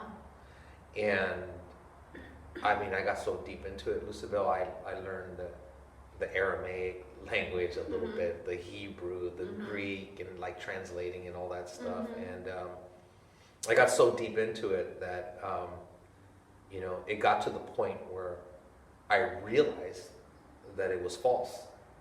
So the more, so people will study it and read it and read it and read it, and they'll just get stuck in the wordings. Yeah. And, you know, and I mean, not to offend anybody that's Christian or anything. Yeah, and let's pick up on that. What was it about the Bible that's false in your mind, in your eyes? There's so many details with the Bible. It's very complex. But let's just get to the basics. Okay. And what made me, the more I studied it, the more I understood that it was about the Jewish people. Okay. So if I was to go, it was really this simple. I flipped it. I flipped it in my own mind. If I was to make a book, like there are books called Chalam Bilam and the Popol Vuh within the Aztec and the Mayans understanding, or my native heritage, where if within the book, certain times it says the people. Okay. But what if it said the people, or we the people, we the Mexica, or we the, you know, the people of the sun, are the chosen people of the planet. We are the chosen people, and everyone needs to look to us. The Mayans, the Aztecs, the lineage of our native heritage. How would that look? You know? And so we, the people of the sun, are the chosen by the Creator. And everyone needs to look to us for this form of leadership or advice. But a leader is born among us. And this leader says, no, now I'm bestowing this power to everybody else. How would that look to the rest of humanity? And I said, well, that would be racist. That would be racist, because I would dictate that my people are the chosen people. Even if one that was born among us said, well, now it's to everybody, though. So by me thinking that, I said, oh, okay, well, then there's something not right here, because to make it real simple, it's just ethnocentric, and from my perspective. Yeah. Because you can't say that one particular race is the chosen people. And so that's kind of one of the main factors that turned me away. I mean, there's so many detailed, and then, you know, Christians would say, you know, because I remember I've been in it for 14 years, so a lot of Christians would be like, no, but Jesus gave, you know, the opportunity. But that was the example I gave earlier. You know, also this Jewish guy was born amongst the rest of the Jewish people, and he gives or bestows this authority of this kingdom of God to everybody else because he said so. I just didn't buy it. I didn't buy it. Do I think Jesus was a real person? That I do. Do I think that he considered himself the chosen? I don't think so. You know, there's so many other books within the Bible that were removed, and I studied this as well. I had read them as well. And they're called, if anybody wants to look into it, they're the Gnostic scriptures. And if you read the Gnostic scriptures... Is the book of Enoch in the Gnostic scriptures? It is one of the Gnostic scriptures. And within these books, Jesus if you look at the Old Testament and then you look at the New Testament, they're very different books. Yeah. The Old Testament is all about rules, mainly, and following the path of goodness through action. Yeah. Whereas in Jesus or in the New Testament, it's about through the belief in Jesus and that He would, forgive your sins and whatnot. But nevertheless, they do parallel with each other because He refers to the Scriptures. But there are books that are removed, and they're removed by. It's been so long, you're making me think back now. There's certain councils, like the Council of Nicaea, the council. The Catholic Church would hold these councils dictated by the Pope. And within these councils, they would hold these decrees and be like, okay, this book needs to stay, this book needs to go, and whatnot. So they remove the books that turn Jesus into the empowering person. So if you're an empowering person, like I can create my own power. Get it out. Now, the books that turned him into a god, they left those in. So because they need to make him look different than the common person. Bingo. Yeah. And if we understood that we have the power, which is the Gnostic scriptures, it would not be really beneficial to the church, I feel. I'm not the only one that says this. Anybody can research it. But so the Gnostic scriptures give you empowerment. And those are the ones that were taken out. Those were the ones that were taken out. How did we get on this topic? I don't remember. You were talking about how you discovered the Bible. And that's right. And how you realized that it wasn't true. So the Gnostic scriptures were another part of my spiritual evolutionary change. And the Gnostic scriptures are actually really good. And some of the things that Jesus says in the Gnostic scriptures are good. I don't remember. It's been like 20 years since I read them.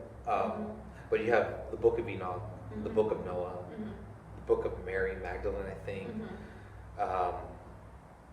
They're the disciple. One of the disciples, I don't remember his name, but that was a really good one because he was the one where Jesus had his hands up and he goes, "Touch me, I'm still real," because Jesus had already ascended.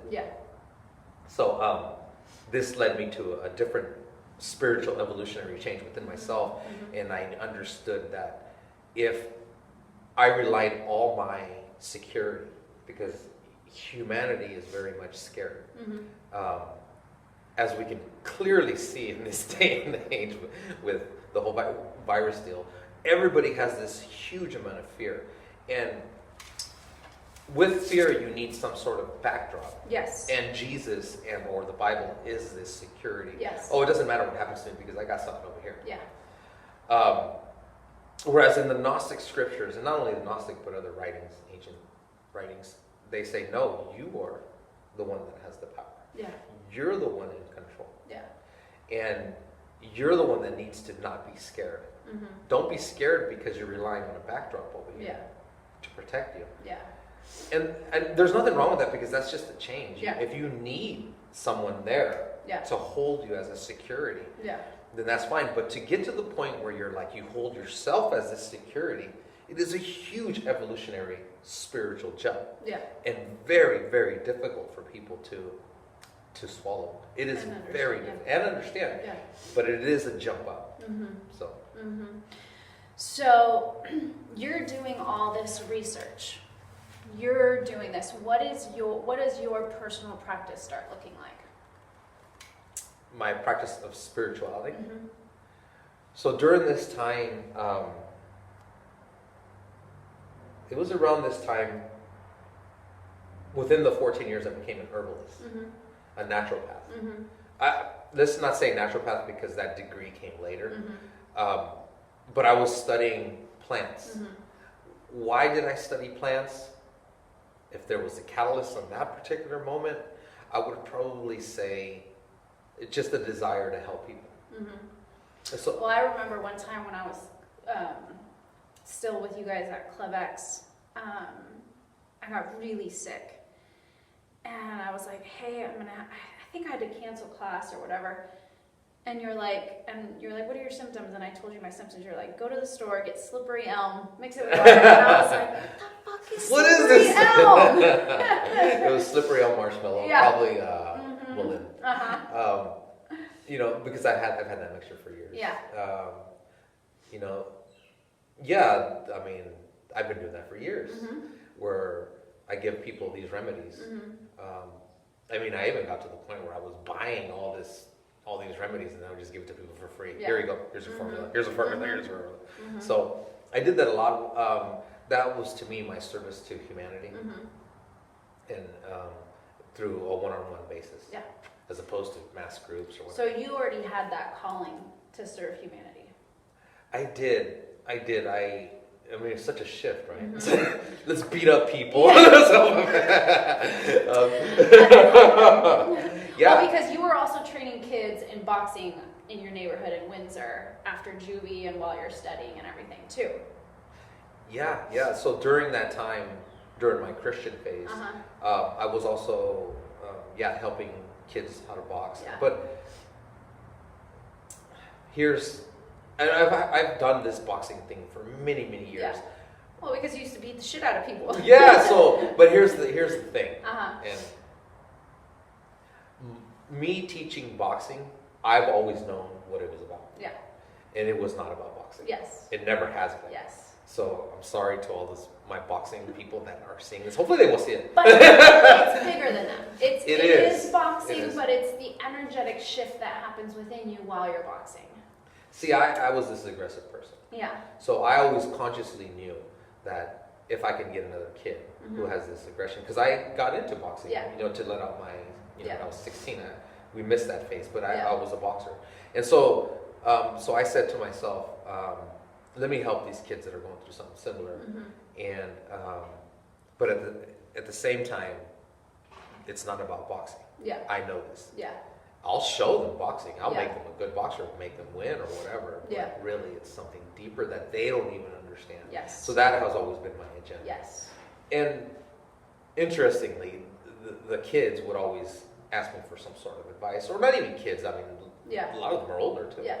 And they would ask me for advice in terms of life or counseling, or they're going through this or they're going through that. And in the midst of that, I would help them with herbs and plants. Shoot, a lot of them shifted from medication completely into 100% plant. Yes. Because that's all I do. That's all I've been doing for the last 20 years. I don't take medication of any form. So everything I do is plant-based, or herbs. Yeah. Yeah. So you're going through the Bible. You are reading all these scriptures and coming up with your own practice. What happens in 2007 that's traumatic? Oh, okay, because we talked about that. Okay, so in 2007, well, let's go back to after 9/11. Okay. Because it'll lead to 2007. Okay. So that's what, 90, no. It was around 2001. 2001, okay. And around 2001, when I saw the towers fall, my intuition kicked in, and I said, those are not terrorists, like in an instant. And everybody, I mean, to this day, it's still controversy, but whatever. Now it's a little more open. Yeah. Because I think they did a poll. They did a lot of documentaries, and they pulled a lot of reports. Like some guy in the the owner of the Twin Tower. You know what? I'm not Silverstein. I'm not even. See, I studied all this stuff. Yeah. So Silverstein pulled out an insurance policy. A month prior or something like that. Yeah, so there's lots of things that have happened. So, and for those viewing, we're in Era's journey right now. So, if many of us resonate with it, great, but just hear it out for sure. Well, here's what made me, I guess it wasn't really much of an intuition. Well, it was. I guess it was, but what ended up supporting it was the fact that there was 2 passports on the ground. And I'm watching it, because when the towers fell, everybody watched it for weeks. Yeah. The next news, you're sucked into the news, right? Yeah. And so maybe I watched it for a week. And then it's they found the passports, and I'm like, what? Yeah. How did they find the passports? Yeah. Didn't the plane blow up? Yeah. What? So anyways, so then I said, okay, my intuition is correct. And then all of a sudden you start investigating all the little details, and you realize that it just doesn't make sense. Yeah. But people sometimes like the Matrix, they want to take the blue pill. Yeah. They don't want the red pill because it's, again, remember the background guy who's helping you? It kind of parallels a little bit to the government. No, the government's there for our help. They're there for our security. So everybody wants to have that safety mechanism or security that, no one's out to do us any harm. Oh, and one thing before we move forward, one thing I want to touch back on when you said the Bible is about the Jewish people. Yeah. How can we revisit that without seeming anti-Semitic or racist? What was that? Because I don't want people to hear that and then turn off. Well, my philosophy is that we're all one. Yes. All humanity, and that means the Jewish people. But for anybody, that's why I use my race. If my people made a book and said we are the chosen people because we are the people of the sun, we made pyramids and we did all this stuff, right? Then to me that would be ethnocentric. So if anybody says that we are the one, that's ethnocentric. So my philosophy, and I think it should be everybody's, is that we are all one. And it doesn't matter what color you are, what race you are. I have categories. I have rankings, and at the very top, I have spirit. So spirit comes first. So when I see an individual, I'm like, oh, look, spirit. Then I start to break it down. So what comes after, to me, my category is male or female. That's second. So I see spirit. Because there's power within both. There is. So I see spirit. I'm like, oh, female spirit.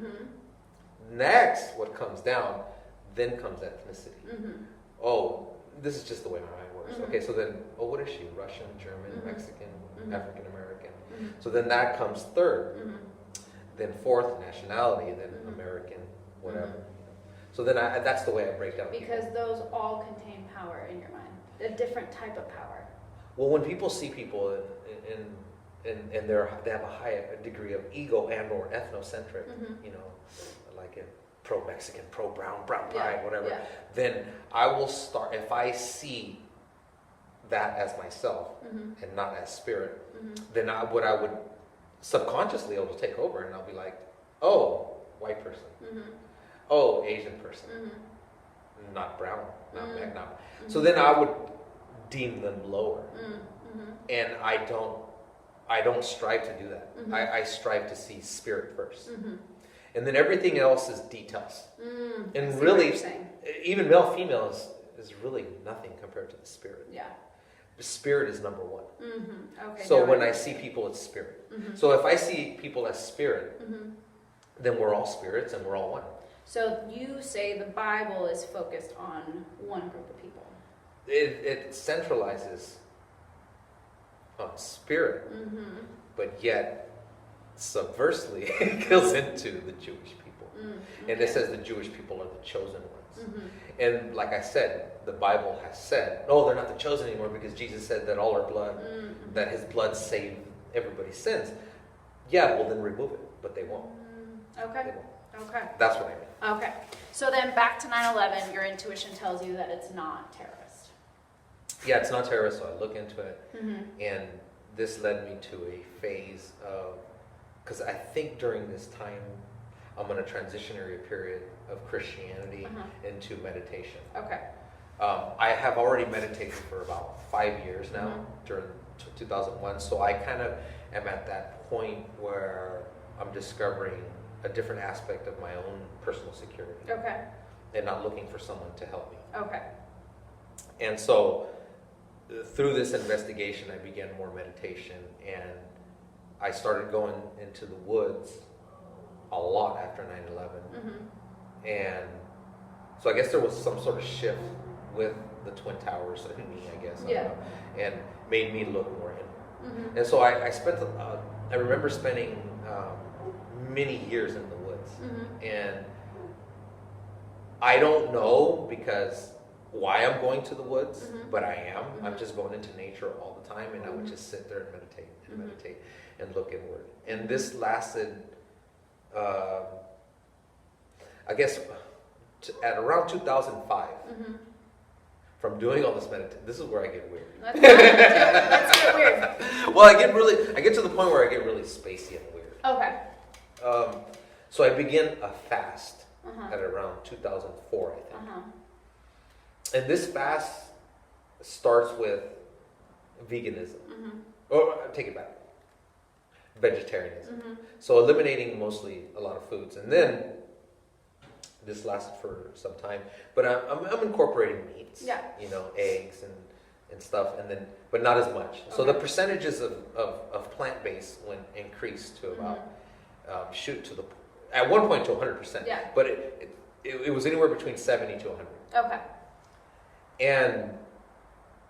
And I remember that the more I removed meat from my diet, the more I was in tune with people around me, and I became more empathic. And the more empathic I became, I guess the weirder I became from people's perceptions. Yeah. Because I would say things like, this is back in 2004. Yeah, I would say stuff like this. I would say, oh, everybody has energy. And everybody's like, because you got to think, these concepts of energy and spiritualism, they're very prevalent now in the internet. Yes. But back then, internet wasn't really like, 100%. I mean, the YouTube wasn't even out. Yeah. So, so back in 2004, I would say, like, no, be careful with their energy. And they're like, we're flesh, bro. If you cut, we bleed. What do you mean energy? What do you mean we're not energy? You know, even though there were writings of this sort, but I guess within my circle it wasn't like known.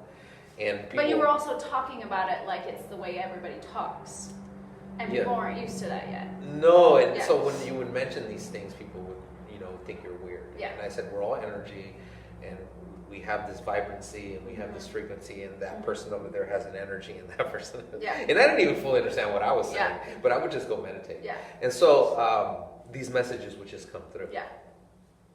And then eventually, after so much fasting, because there's so much detail between 2004 2007. Yeah.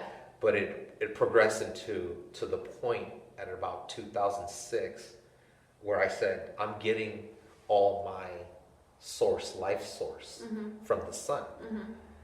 And I stopped eating altogether. And, oh man, you thought the people around me thought I was weird at this point. I didn't eat for like 2 weeks. Yeah. And they're like, how are you? So my mom would freak out. Yeah. She's like, how are you eating? You're losing weight. How are you eating? I said, from the sun. Oh, I wonder how that conversation went. Oh, it was so bad. It was so bad. And they're like, what do you mean you're getting your stuff from the sun? I was like, well, the sun is my main nutrient factor. And they're like, so, and then not only her brother, well, so you're going outside into the woods and you're eating by sitting in the sun? I was like, yeah, what, is that weird? What's so weird about that? Date number 7. Yeah. Where are you going? I'm going to eat. I'm going to the sun. And I would sit there in the sun for like 4 hours. Oh, yeah. Yeah, and I'd be fine. Yeah. I'd be full, and I'd go home. Yeah. So then, there was a mess up at that point, because I think I might have did it for too long. So at about, I guess, around 2007, because I'd go on and off, and then I would eat. Come in and say hi and then go, okay? Hi. This is Toro. Hi. You want to say hi to Ira? Not really. Okay, and then go outside. You don't want to. And then go with Daddy. Okay? Oh, hey, what's up? Okay, and then go with Daddy. I love you. He's like, I'm going to say hi from a distance. Yes. Dude, he's like a quadruple Scorpio. Is he really? His sun, his moon, his rising, and his Mercury all in his first house. His sun, moon, rising, Mercury. And his Mercury. In his first house. Scorpio. Dude. This is his season right now. I know. Wow, that's intense. Yeah. These triples, they intense, especially the 3, the sun, the moon. I'm a triple Leo, and he's a Scorpio. No, you found out you were. Is your rising? Yeah, my rising. Yeah, so my Mercury was something else. When you asked me. Wait, so your sun, your moon, and your rising? And rising, all Leo. What? That's intense. It's super intense. That explains a lot about you. Yeah. That explains a lot. All 3. That's all funny. 3. That's crazy. Yeah. My dad's a triple Virgo like that. Interesting. talk about perfection. Oh, I'm sure. Fanatic of perfection. Whoa. Everything like clean. He irons everything. Like everything. Yeah. So I mean, this zodiac, which is a whole other topic. Yes, we can get into another time. Yeah, which I have a considerable amount of knowledge in it. Yes. It's a whole entire topic we can talk about. Yes. But back to 2007. Meditating, eating from the sun. Eating from the sun. Because it progressed from veganism to, I mean, even before the sun, I got to the point where I would only eat seasonally. Yeah. So if it grew, I would eat it. If it didn't, then I would have to eat it. It got to the point where it's like, I'm living in this particular region. What did the Pomos eat? What did the Wapo eat? Yeah. And it's almost like your body was doing a detox and really starting to like bring in the spiritual and connecting with the spiritual, and you were like detoxing from the human weight. Probably so. Now that I look back, that's what was happening. I was being guided. We're always being guided by our higher self, and we're not fully aware. And as crazy as it sounds to go on a fast and feed from the sun, like it happens more than what people would like to believe in regards to people really connecting with the spiritual.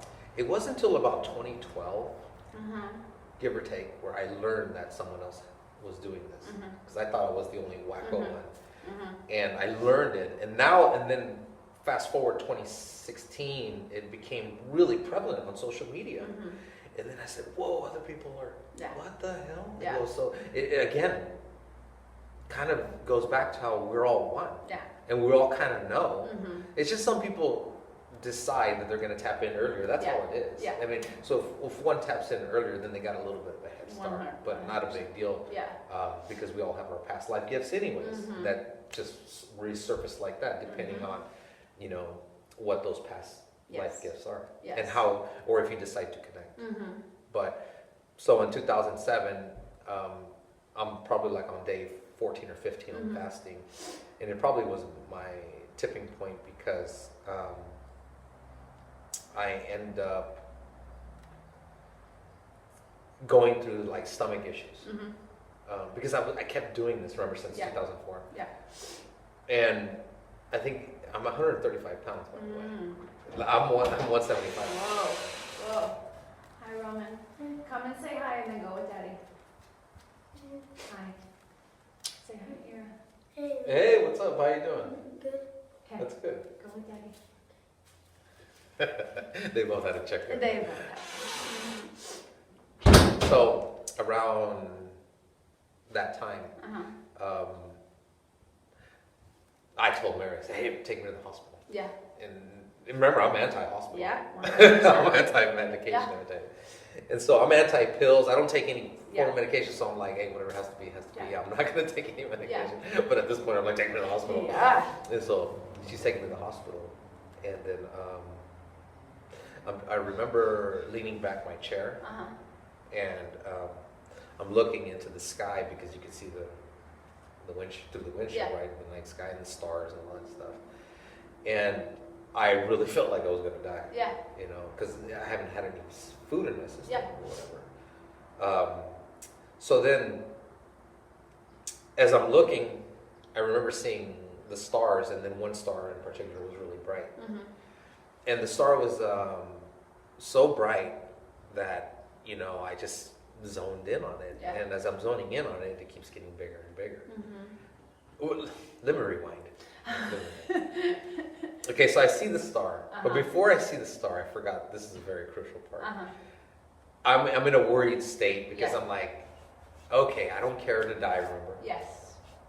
Not right now. Maybe next year. But I do have the mentality. Yeah. So I was like, okay, maybe I'm going to die. Yeah. Maybe I'm going to die. And then I saw these like black tentacles coming in. And I was like, oh shit, is this death? Yeah. I mean, and so they're coming in and they're closing in. And then I remember I got more worried because they were alive in a sense, and they were kind of almost mumbling things. And I was like, oh man, this is not good. And they're coming in and they're covering my view or my perception of this, their density reality, and so that's all I can really see. Then I see the star. And so then when I see the star, it got brighter and brighter, and then the star got brighter the tentacles went back. Mm-hmm. And as they pulled back, it got really bright, and all of a sudden it started feeding me. Mm-hmm. Like, remember how I told you when I was a kid, it was okay, so it was talking to me, this light, and it was feeding me information, feeding me, and I'm just like, were you open to it this time? I was more open this time, because remember, I'm a meditator now. Yeah. So I'm like, okay, and Mary's next to me. I'm like, yes. And she's like, are you talking to me? And I'm not paying attention. I'm like, yeah. Give me all this information. You had a big download.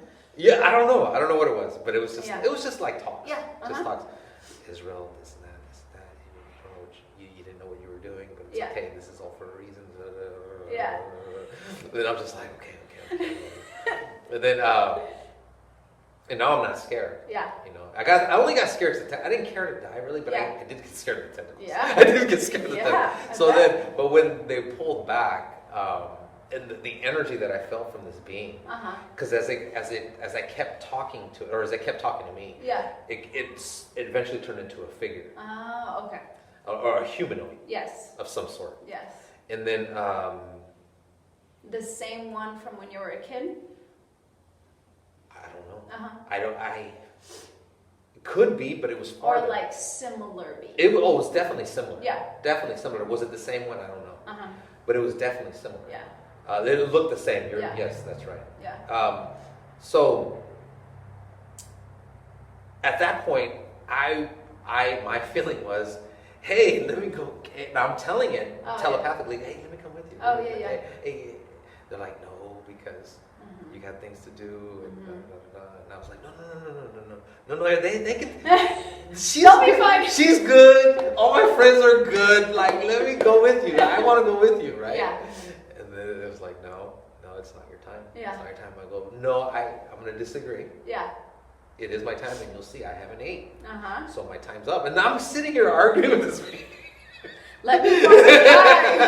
Yes, I really wanted to die. I really did. And so then, because it felt so good to escape the reality that I was in, I guess if you could say. Yeah. So I end up getting to the hospital, and I'm just like still talking to, and it's right next to me. Yeah. Now it's closer, and it's like talking and stuff, but I can't see it. Oh. But I know it's right next to me. Yeah. Because I'm like seeing all the doctors and stuff, and they're trying to hook me up and all this stuff, and they have me on the stretcher, and, and anyways, I get to the to my bed eventually. And when I get to the bed, they come in. The nurse comes in and is trying to put an IV, and I said, and I grab her hand, and then she said, "Oh, what are you doing?" And I said, "I don't want this IV." And then she goes, "You need to have this IV. You can't do this. We're gonna hold you down." I said, "No, you're not. I'm not going to let you." Yeah. And then Mary's like, "Why don't you want to put the IV in here?" And I was like, "Because it has some sort of medication. I don't want medication. I just want the regular magnesium, sodium." They're like, "How do you know what's in it?" I'm like, "I don't know, but I don't want medication." Yeah. And she goes, "There's no medication in it." And then she calls the other nurse in, and the other nurse comes and says, "Oh yeah, put some Vicodin or whatever. I don't know, some pain reliever or whatever." And she goes, "You did? He ain't requested nothing." And I was like, "I told you." So then the doctor comes in, and the doctor's like, "What's going on here?" And he's like, Israel, we need to give you this pain medication. It's because you're in pain." And it's like, "No, I know I'm in pain, but I'm going to deal with it. I deal with my pain. Just let me be. All I need is nutrients." Yeah. "Well, then what do you want?" I said, the stuff that, the sodium, magnesium, I need nutrients. Just give me nutrients. I don't want pain. I want my pain to stay." And so then he goes, okay, get him another bag. So I got another bag, and then she came and put it in, and I was like, "Oh yeah, it feels good. Put it in." So she put it in. Yeah. And then this one male nurse comes in, and he has this sympathy for me, for whatever reason. And he puts his hand on my arm. He says, "Well, how you doing?" And as soon as he did that, as soon as he put his hand on, I was like, and I looked at him, and then this being that was on the side starts going. I'm just like, I got something to tell you. And he goes, "Yeah, your father who lives in Tennessee." Oh, geez. You start channeling. Yeah, and your father apparently he lives in another state. I don't know, I'm going to say Tennessee. He's a pastor. He's a Christian pastor. Yeah. And he's sitting on his couch right now, and he's sorrowful, and he's crying, and he's sad that you haven't talked to him in so many years. It's been like 20 years, and the guy's like this. He goes, "What are you talking about?" And I said, "Look, dude," I go, "you're not going to understand this, but there's something over here telling me to tell you all these things." Yeah. And I said, "All right, whatever, I'm just telling you." Yeah. And he starts bawling in an instant. He's like, and tears start running down, and I'm just like, "Oh, I knew this was going to happen." Like, I just needed nutrients. So he gets up and he bolts out, Yeah. right? And he takes off. And then this other nurse comes in, and then she goes, "Hey, you made so-and-so cry, right?" And then I go, "Yeah, it's because of this and that." And she goes, "You got anything to say about me?" And I was like, "Yeah, da-da-da-da-da-da." And she goes, "Oh, well, that's pretty cool." So then she leaves. It wasn't a shocker to her, I guess, you know. Yeah. So then he comes back about an hour later, and he's like, "Hey, I just really want to thank you. I'm going to call my father." Yeah. I go, "So you haven't talked to him in like 20 years?" He Yeah. goes, "No." I goes, "I'll tell you my story." He goes, my father, and we stopped getting along. He's a Christian pastor, and he's so strict about his Christianity that I rebelled, and I came to California, and I just became a nurse. I was like, "Oh, wow. Oh, so it was accurate." He's like, "Well, yeah, I don't know who you're talking to. Yeah. But can you tell him thank you?" Yeah. I was like, "All right, I'll tell him." Yeah. Hey, so then that was it. He says that. So then that was it, and then I ended up getting out of the hospital. Yeah. The next day, I'm at home, and I was sleeping upstairs, and I said, my intuition kicks in. I said, "I need to sleep downstairs. I don't feel good. I got to sleep downstairs." So I go downstairs. Maybe it wasn't the next day. It was probably about, I don't remember. Maybe it was within a week. Yeah. Because I'm back to normal, or so I thought. Yeah. So, because now I'm eating. Yeah. So I go downstairs because I feel like kind of spacey again. And I feel that if I go downstairs, this is before I learned about grounding and all that stuff. I go downstairs, I just need to be on the ground. So I'm downstairs, and I'm just laying there looking at the ceiling, and then I'm in that transitionary period, and my body just shoots right off, and I can see the roof of my house, and then I'm like, "Am I floating? What the hell is going on?" And then I saw myself leave my body, and then I saw the roof of my house, and then I saw there's a little rooster thing, you know, the wind thing, and I was like, "There's the rooster thing," and I was like, "What the hell?" And I'm just sitting there floating, and it was the weirdest experience. I mean, it was so strange that I could see every little detail. And then I said, "Wow, this is cool. Okay, I'm in control. You know, I'm not scared of heights, so it didn't bother me." And next thing you know, some unknown force just shoots me into the sky. And as I'm being shot into the sky, it's going super fast. And, but you could just kind of feel not the wind, but I guess the energetic movement. And now I'm in like this black mist with stars or whatever in the vastness of space, and I see planet Earth, and on the side here is Earth round? No, it's a triangle. No, okay, because there's a whole flat Earth. Yes, No, it was round. Yeah. I mean, well, it could have been flat, but it was a circle from my perception. Right. You know. So, anyways, so I'm in space, and then all of a sudden, I feel like a vibration, like, you know how like if you go to a concert, boom, boom, boom, Yes. okay, that's what I felt, but I couldn't see it. And every time that it talked, my whole body vibrated. I'm like, damn. Even though it was spirit form. Yeah. And I said, look at the moon. And I was like, okay, so look at the moon. And then it said, no, look at the sun. I was like, okay, fuck, calm down. I don't like to be told. And then I looked at the sun. I was like, okay. And then it said, female, moon. boom, now. So before I understood about duality and or that everything is in twos, this is what gives me the clues, you know. And so, which is a big evolutionary understanding, because remember, I'm still kind of like on that transitionary Christian phase. And then I said, oh wow, cool. And then I said, look at the earth. And then I looked back at the earth. And then as I'm looking at the earth, I remember all these little dots on the earth, a bunch of lights. And so I'm like, you want me to look at the lights? He goes, those are people. And so the whole earth is filled with lights, but they're very clear. Like most of them are black lights. They're black, with a little bit of like white light, just a little bit, but you can tell that they're black, right? And then every once in a while you'll see a red light, a yellow one, a blue one, a green one, So you see indigo, violet, and I'm just like, wow, like the whole color of the rainbow. But so let's say I saw 100,000 black lights.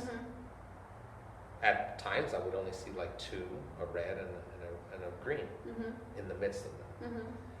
And then I'm like, okay, so those are people. But it wouldn't tell me. It just says, just look. And so I said to it, I said, okay, so those are people. Those black lights are people. And then those red lights and those green lights and those violet, everything, those are also people. And there was quite a bit. There was, in terms of the colored lights, maybe probably, a couple 100,000. But obviously way more than the others.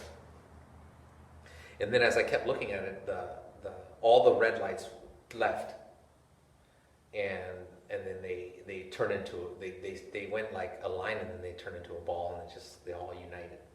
And then the orange ones left, and then they united. And then all the yellow ones, and then the green, and then the blue, and the violet, and then finally. Were those chakras? Well, I didn't know what chakras were. Okay. I didn't know what chakras were back then. Oh, okay. And so then they formed this huge balls or spheres in space. Huge. And I'm like, what is that? And it was 7 of them. And I'm like, okay, what is that? And it just says, look. And so I looked. I was like, okay, whatever. Because remember, I'm a meditator. Yeah. But I'm meditating not because I learned to meditate from a book or anything. I'm meditating just because I felt my intuition was telling me to do it. So then what I did is shortly thereafter. Oh, the vision. Before I go off tangent. So I see the line, right? And then my body is still. And then I look at my body, and then that's when I see my hands are just like the flesh is withering away, but I can see like a silhouette of my energy. So those are the only other little details that I saw when I was there, and then poof, I'm up, and I'm like, whoa, what was that? Yeah. And now I'm in my living room. Yeah. And so it wasn't until a couple months later that I saw a book, one of my old books, and it had the chakras, and now I got into the chakras a little more. So this was around the end 2007, and I got into them pretty heavily, and I understood, the details of them more. And now when I meditated, now it's about the chakras. So whereas before it was like I didn't understand. So what did I put together with the planet Earth, or what was my feeling of it? Everybody has their own, because I don't know what the true answer is. But my feeling was, because I've told several people, my feeling was that the black dots were people that were in the dark, or were not, or on a lower stage of awareness. And then the red dots are on a different stage of awareness, yellow or orange, yellow, and so forth. And as you become more and more aware, you kind of heighten your understanding, and everybody has this aura, and I just think that it's just different levels. So the earth is filled with different levels of spirituality, different grades and whatnot. That's what I know this now, but that's what back then I kind of put it together, but not entirely like as I do now. So, and that was my outer body experience, and it's only happened once. Yeah. If I want it to happen again, I might have to do another sun eating excursion. But I don't know. I'm sure many people would be like, no. Hey, it was intense, man. And I don't know. I might do it again one of these days. But you can get a little spacey. Yeah. But I think that this time around, if I do it, I probably will be a little bit more careful. Well, you didn't know grounding back then. I didn't know it very well. No. Yeah. So, hold on.